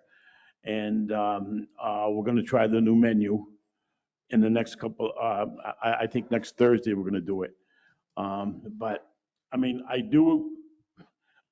think they're trying. How they're gonna get more people in there, I don't know. I know that there's a drink of the month that they didn't have, they have now. And I know there are a couple of desserts that they've put on that were pretty good, actually. It's just to get the people back in, I don't know. I can't tell you.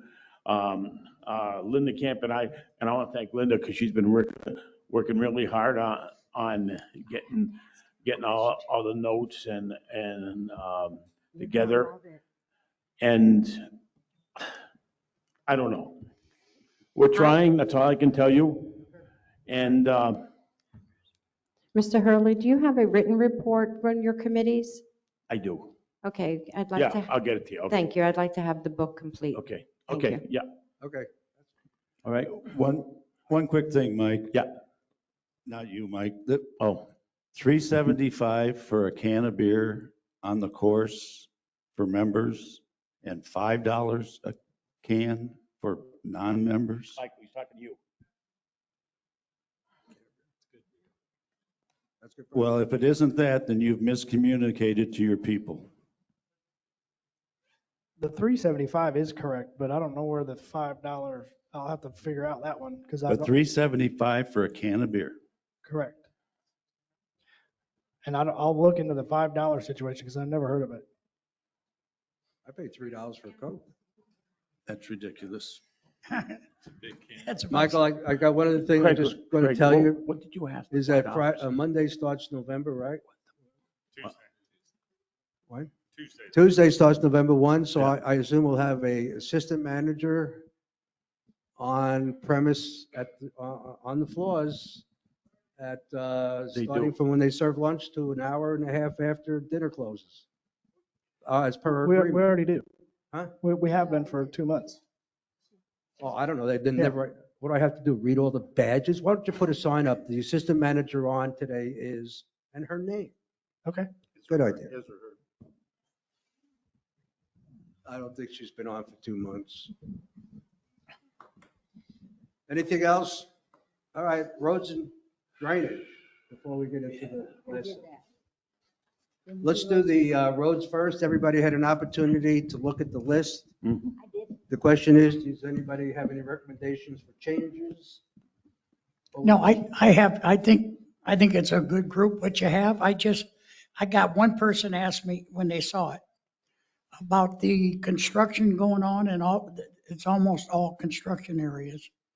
And they told me to go drive inside of Deer Run, and I did, and there's some damage there. Is there gonna be, we don't have to redo these roads, will we, with all the building going on?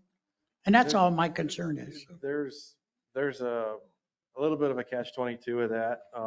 You are always going to have some chance for damage. We did Pebble Beach East. It's been 2 or 3 years ago, and there was only 3 or 4 lots left to build on that side of the road. And it was, of course, right after we paved it, they started 2 houses and I think a dumpster. I think Mike went out when he was still working here. He had a roll-off dumpster drag across the asphalt, but I believe we ended up just patching it. But there's always a chance. But if you wait too long, you're going to incur more costs to pave it. You're going to end up being more than just patchwork and overlay. It'll be like partial rebuild and it'll get more expensive. So it's. Okay, whether you wait or not. all our roads need Right. redone. It's just a matter of what ones we do. Right. And their only concern was that there was a lot of construction going on in just about every place that you did. Right. And I know like last year when you did Granada, there's so many people live on Granada. Hell, I was a superstar for a while, but we're doing places that don't have probably 80 people living in the whole, or 80 homes in the whole area. Right, most of these areas, there's a lot of construction still going on. Yeah. I think Southern Homes is either building houses or they own a lot of the lots along these roads. And they, as far as I know, they don't have any plans of slowing down.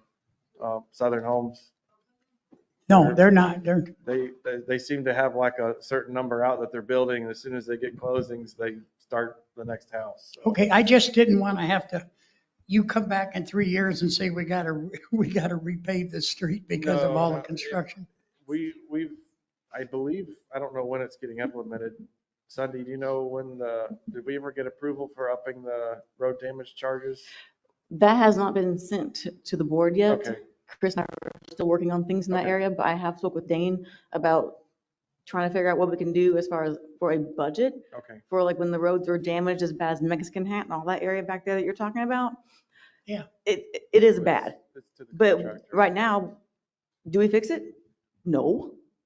Because when Prominence starts building, they're gonna go basically crazy building houses back there Yeah. because of all the lots they have. They have 305 lots. Yes. So if we go back there and fix it and they come in with all their equipment to start building, we're going to fix it again. So Well, that's what my concern was. And I understand, but right now I'm like I said, I'm working with Dane and to see what we can do about having some kind of budget for whenever I do collect money for the road damage, to have it set aside so we can go through and say, okay, these roads are the worst. Let's do that and see what the cost is to get that one fixed and then just go down the list of all the roads that are horrible that need the attention first. Okay. I got a quick question. Go ahead. On Matanzas right here? Yes. That corner that you're fixing? Is that Right. how you fix it? Does that corner need fixing? What do you mean, Well, you kind of pavement? like put a bunch of dirt in. Yeah. I'm not sure Oh, what we're you're the doing. corner right That's- here. There's two culverts and inlets that have collapsed. And I think we're still working on doing that right now, but it's drainage related. They should, Yeah, Chris? we're gonna have to replace the culverts and they're gonna overlay it when all that's done. So any other thing on the roads? No, I think the list was Do good. we have to vote on the roads? Or do we, yeah, I guess we have to vote on those. I need a motion to vote on the roads. So move. Second, We have a vote on the roads, please. Public opinion. Oh, Whose I'm sorry, microphone? any public opinion on the roads? Nobody here. Go. Supervisor Phillips, Yes. Supervisor Herrick, Yes. Supervisor Gilpin, yes. Supervisor Hurley, Yes. President Brooks. Yes. Okay, into the drainage. What I'd like for Chris, not for Chris, for Drew to do first is there was a list of properties that came from the last meeting that I know Drew, I was with him, but Drew and I went around and looked at. So just for the sake of the people who were here and complained about them, I'd like for you to give an update on what you saw and what you think. Okay, just to brief everyone on what we did. I rode with Mr. Brooks and Bob. We went around all the areas that were addressed during the board meeting and we had complaints from. Just to start off, I know Calatrava was one of the bigger areas that we had a lot of residents complaining about flooding. And we do plan on, we mentioned last board meeting, that's our main concern, our highest priority on our drainage project list. We reviewed the houses and looked at them again. And you could see silt lines of where the water was on the side of the houses. It was 4 to 6 inches above the ground on the edge of the houses. So it's definitely a area of concern. We do plan on cleaning out the ditch along the golf course. We are going to submit the Swift mud as part of this. We can do ditch cleaning and we can do maintenance to it before we get a permit in case that becomes a time issue, but we're going to move forward with that. We stopped by the corner of Manor and Manor. That area experiences, whenever we have extremely heavy rain or hurricane events, water does stand on the side of the road. We have looked at it in the past. It was currently dry when we went to look at it. There was no water standing, which I know we haven't had any rain in a while. A solution for that would be to install sock pipe to have positive outfall to the inlets, but we have to cross driveways. In the past, we only had one resident that wanted to do it, but I don't think they wanted us to, they didn't want to pay to replace their driveway because historically, whenever we rip out someone's driveway, they have to pay to replace it, or if we cross it or do any work to it. So the resident has to agree to it essentially, unless it's detrimental to the health and safety, I guess, of other residents. We generally don't rip out driveways unless there's a good cause. So I'm not saying it's not an issue, but it's water standing in a ditch. So historically, we've decided not to do anything to it just because of the resident backlash that we'd have to impact.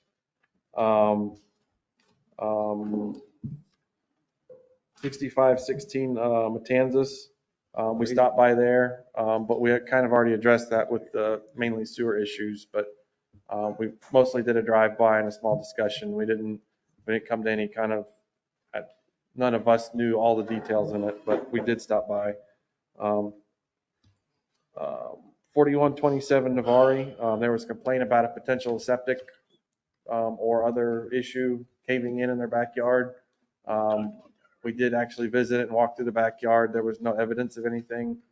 That area is on gravity sewer. There shouldn't be any septic tanks. If there is any tanks like that, it potentially was built prior to sewer, but I think sewer was there first out of anywhere in the district. So there was no holes or cave-ins, and nothing that district at least needed to be to address. So unless they come up with some other evidence or issue, I don't think it's any problem for us to worry about. Northwest corner of Monza Drive.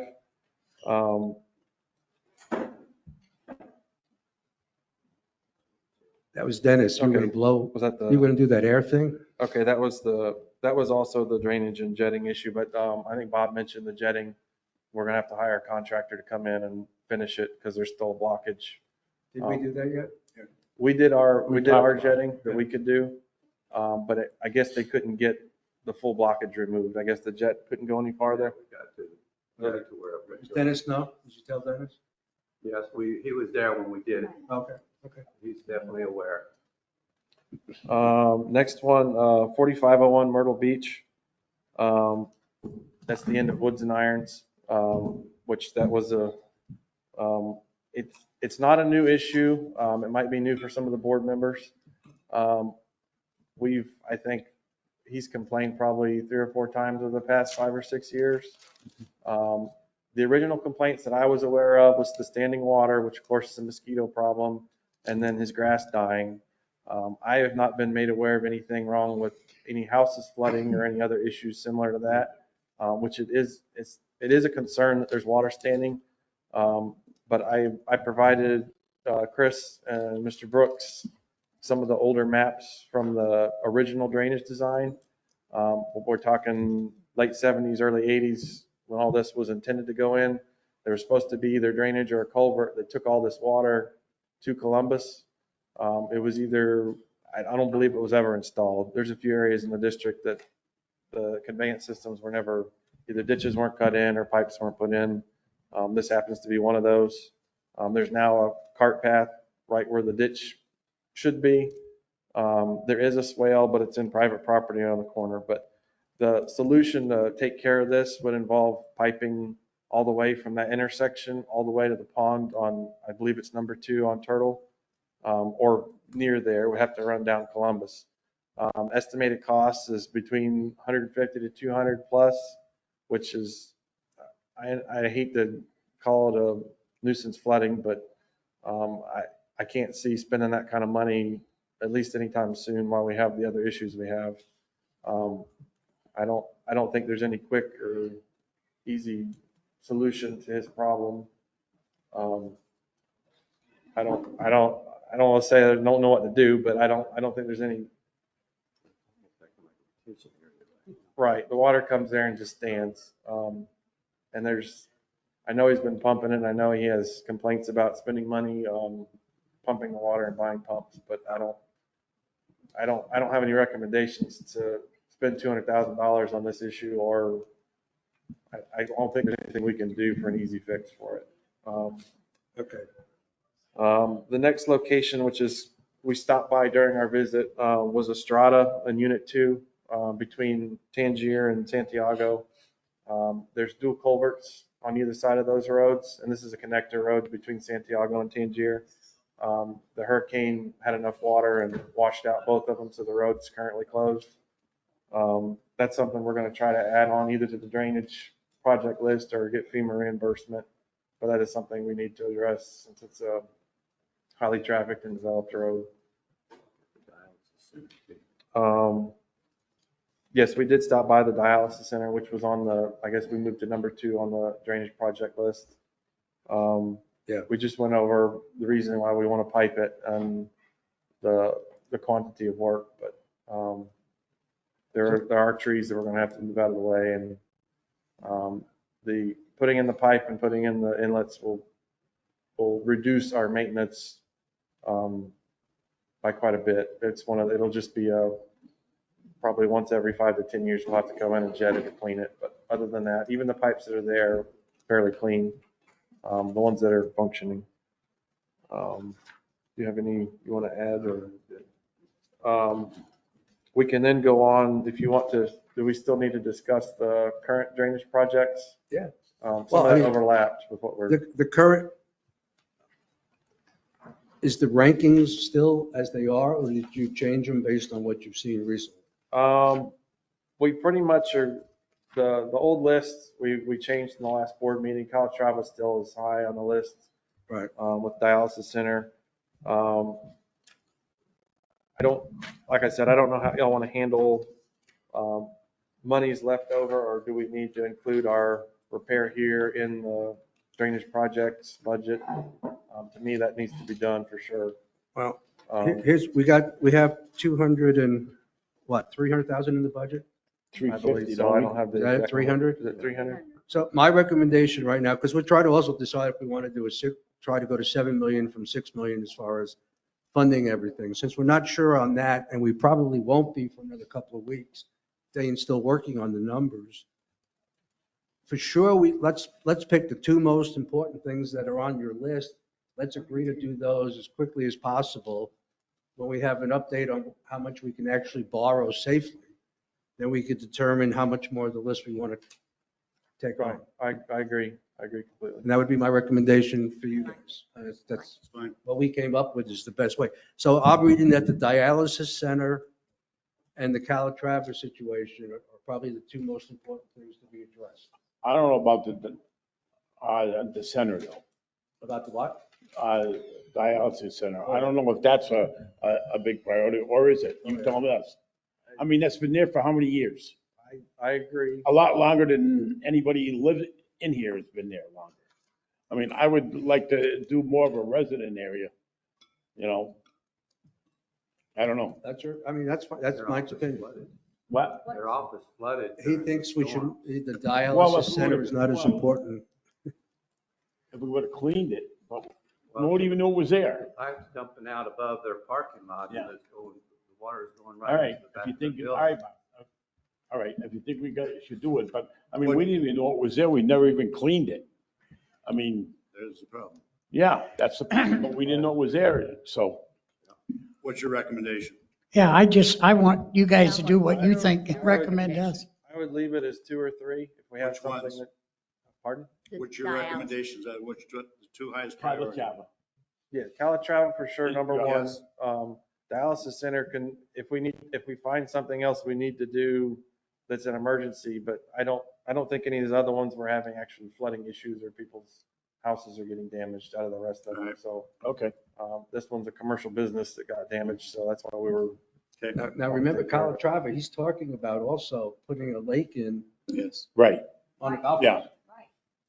Right. So that's why. What was the cost on just that?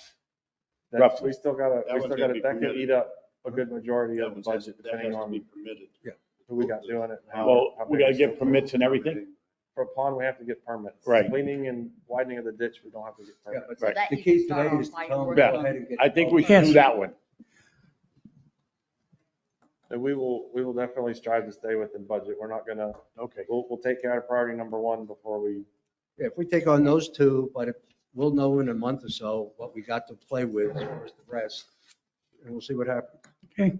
Okay. I mean, I'd love to be able to do the whole list, but Well, can't afford it. I'm gonna do that one. we- Any questions, or do we have to vote? I guess we have to vote on that too, right? So I need a motion. I make the motion. Second. Okay, let's vote. So we're voting on doing the dialysis center in Calatrava, and that's all at this point in time. And proceeding as quickly as possible. Right. Okay. Okay, can we have a vote on that, please?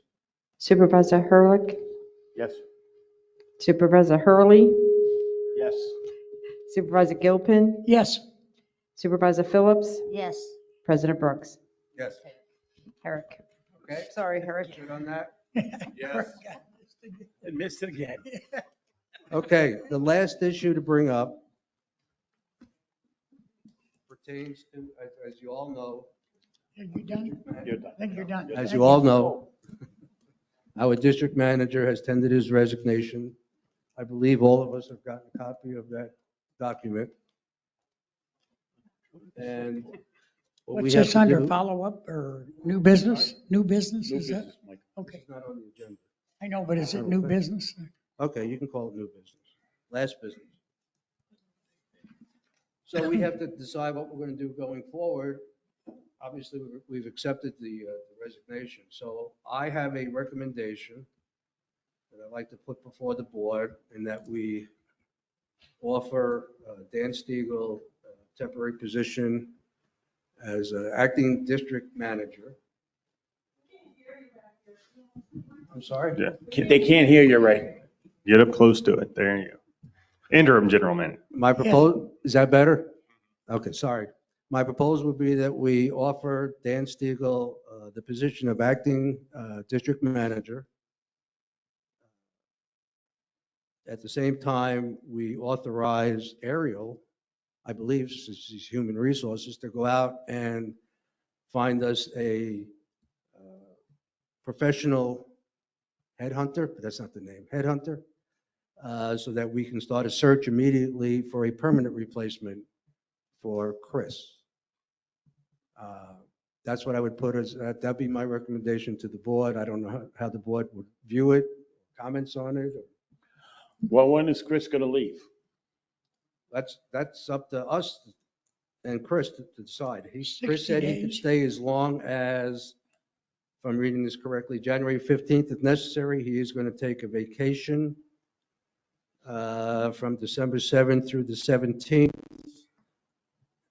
He has a meeting with the 30th. Is that a business meeting on the 30th? He has business meetings. He'll be out of the office from the 30th to December the 2nd. So he can stay as late as January the 15th. But Obviously, if we tell him that's not necessary, I'm sure he'll honor that too. Have you talked to Dan Stiegel about this? Yes. Oh my Dan God. Stiegel is willing Oh, to take, okay. Dan Stiegel is willing to take the Okay, position, but okay. I still need the board to. I just want to know what was, I mean, Go ahead, Mike. What? He just offered about it. I guess you just asked him if he'd be interested. well, I thought Chris could have told me, but that we were talking, but go ahead. I didn't tell Chris.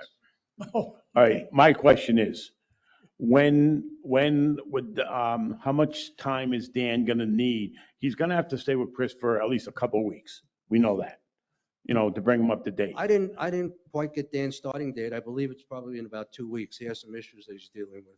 Not him personally, but he has some things that he's dealing with. So he could start in 2 weeks. and he said he could do it? I mean, he was willing to say, he said yes, Dan? Okay.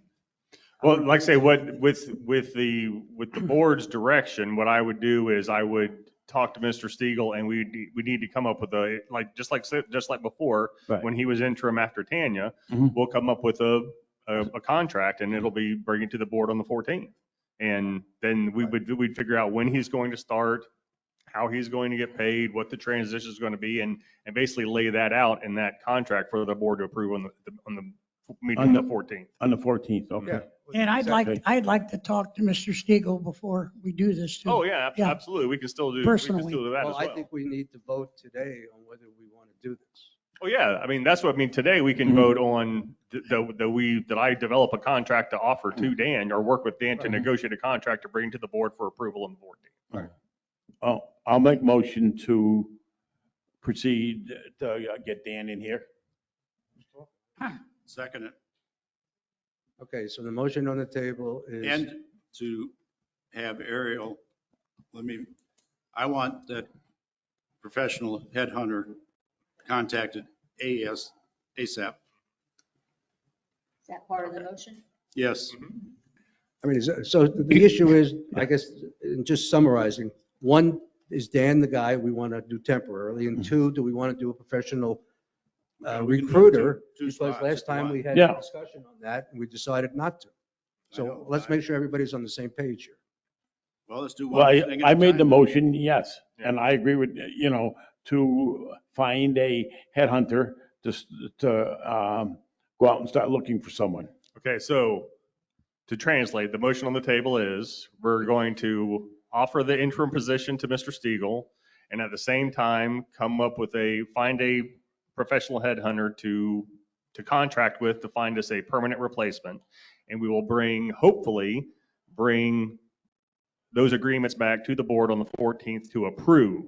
But the motion today is for staff and myself to move forward with finding a headhunter and offering the position to Mr. Stiegel and coming up with a contract for the board to approve at the meeting on the 14th. Yes. Yeah, and two, I'd like to be able to speak to Dan before, because the reason I bring it up is of course, it's on a lake rumors. I heard this about 4 or 5 days ago, and I guess somebody called him and then there was no answer either way. So that's why I just asked. I mean, I Is that heard not the in rumor violation of that the he Sunshine was, State law? somebody contacted No, him. there's, think no, you there's, I mean, He there, can call and talk to Dan directly? absolutely, right. No, Even though we're going to vote on it as a board? Yes. Yeah, Even he though can- we're going to vote on it as a board? Correct, yes, he can talk to Dan. He He can talk to cannot Dan. talk He can't talk with you guys. He can talk with Dan. I got the rumor mill hit me. It's not a rumor mill. It's not. I, along with. All right, I made a motion. Can we vote on it, please? I made a motion. Can we vote on it? Why? Is there still discussion going on? You got I second. Voted. Okay. Supervisor Gilpin, Yes. Supervisor Hurley, Absolutely, yes. Supervisor Phillips, Yes. Supervisor Herrick, Yes. President Brooks.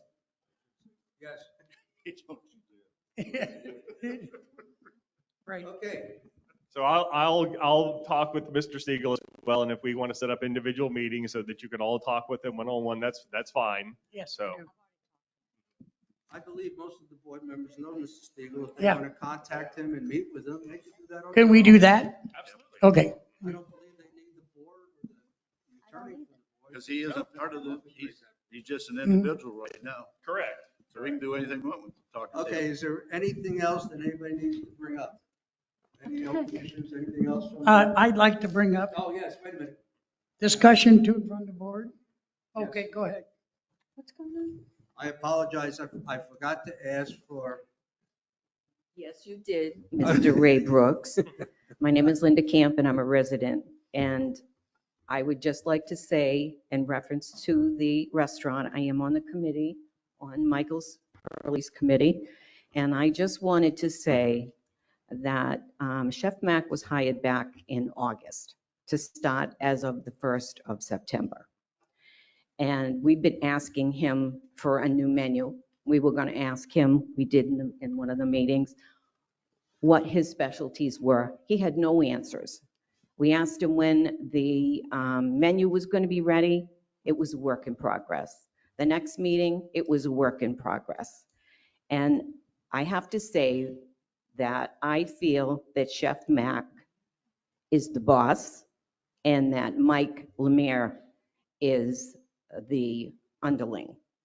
I don't really feel that he's pushing this the way he should be. I just don't understand why an employee has the right to hold everything back when it was such an important thing. We've had a problem with the restaurant for forever. We do have Sandra in there. Sandra is doing a really good job. I think she does lead with an iron hand somewhat. However, she does get mixed up with some of the other managers. And I really feel that Mike Lemire at this point needs to be more focused on running the restaurant. Now, as I understand it, Troon is the head. Then Indigo is the part for the restaurant. Am I correct in saying that? Okay, because when we, Truon is the head. but Right. Indigo is like, are they the part though of more of the restaurant side than the golf side? All right, so Brian Indigo- Rhodes, Indigo is like Truon. okay. He reports. Well, it was kind of strange because we had Brian Rhodes at one of our meetings and he's the director of Indigo. And it didn't have anything to say on it with Troon. So I thought because he attended our meeting and it always seems that he's more into the restaurant than he is the golf side of the business, that I just thought maybe there's somebody else in the golf section that's equal to Brian Rhodes. I don't know. Indigo reports to Troon. Troon, It's right. a branch of Troon. Troon, yeah. But they're a separate branch, separately managed, just Okay. that they address to Troon. Okay, So Indigo is responsible for both the golf course and the restaurant Okay. operations. And we did. We paid them a management fee to do such. Okay, I just wanted to make sure that there wasn't a step down in the hierarchy because I couldn't find anything on it. Like I said, I just don't understand why Chef Mac gets to rule. Michael Hurley, he asked that we could have a dinner before the menu came out, and he was supposed to get back to us. We had our meeting on the 12th of October. He never did. And Mike never did, Mike Lemire. And so Michael put up for next Tuesday, the whole committee was going to have dinner. And we sent a message out to everybody. Everybody came back and we're all excited about it. And then Mike got a phone call from Mike Lemire turning around and saying, no, it's not possible because the chef is going to be attending something that night. So now we had to send something back out to everybody again and now say we're going to be there the Thursday. But the menu's coming out now, as I understand, on that night. The menu should have been made weeks ago. I mean, what takes so long for a chef to know the existing menu and the new menu? He should have been ready for it and he wasn't. And I just don't think that it's right. This way, at least if we had been able to have the dinner like Mike wanted, then it would have been more, everybody could have said, well, I've tried this, I tried that, this dinner was good, I recommend this, I recommend that. And I have said something to Mike Lemire about the marketing program. And he said the same thing to me where we were on the radio.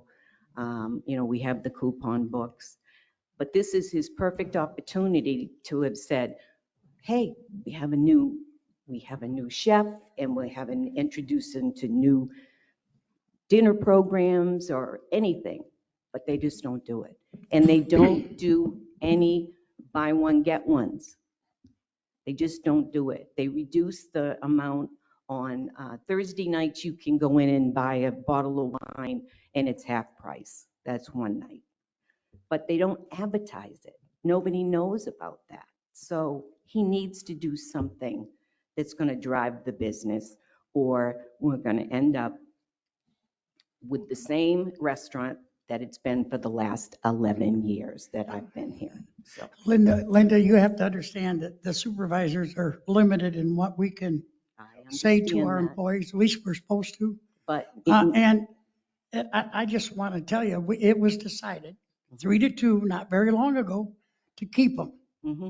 So I'm not personally going to I'm not happy with it, but there's nothing we can do except sit here and get a new I don't feel company. that. I feel that he needs to be held accountable, Michael. He needs to be held more accountable. I feel that Mike Lemire should be working with Sandra on a regular basis, not just letting her run the show. I agree, but that's not. When you're sitting at the table and you've got all your glassware, all your dirty dishes and everything, and you have to go to Sandra and tell her, clean the tables. I agree. So that's my take, everybody. I apologize, but I just think that things are just not getting done. Very good. I'm sorry. We're glad to hear that, I'm sure. Well, I've been working with Michael. We've been trying. I wish you'd have stayed here to hear it. Well, Yeah, that was my fault. Yes, it was. It was your fault, Raymond. I'm sorry. He knows I'm only kidding. Thank you. All right, thank you. Yes, Mr. Brooks, and it's kind of directed towards you. I just wanted to bring it up because we can't talk. But I was very disappointed what happened last week when you intervened with Ariel and Chris. This meeting's resolved. No, you can't adjourn it. You cannot not do this. We have to talk about it. No, Michael, I don't. There's still board-to-board discussion. Yes, you cannot. If we're going to have a dispute about when the meeting ends, there needs to be a motion and a second and a vote. Well, you can keep doing this stuff and not want to talk about it, but you've been talked to 4 or 5 times about the way you act. And yes, How could you go into one of our employees and This tell meeting them adjourned. to do this? You can't How can do you that. Go down and talk to people about what to do at the dog. No, I don't directly tell an employee to pay a bill that she didn't want to do. You have no authority. Okay. And I think that's why we're losing our general manager because of that. Yes. And you don't have to believe it. But you got to sit there. He's not going to, yes. He didn't do anything that you have to intervene with. He was there. David. All right. Yeah. No. Yes. No, we don't. You don't, you're kidding me. Michael, just, You're kidding me. we gotta stop the arguing all the time. Or go outside and argue. No, don't do that. All right? I will. Go outside and argue. We gotta stop this, Michael. We gotta stop it. I know.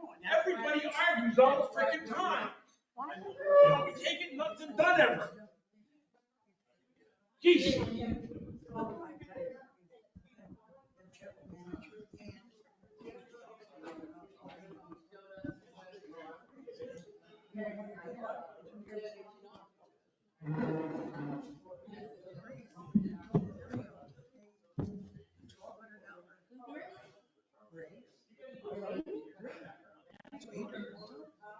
She decided not to advertise.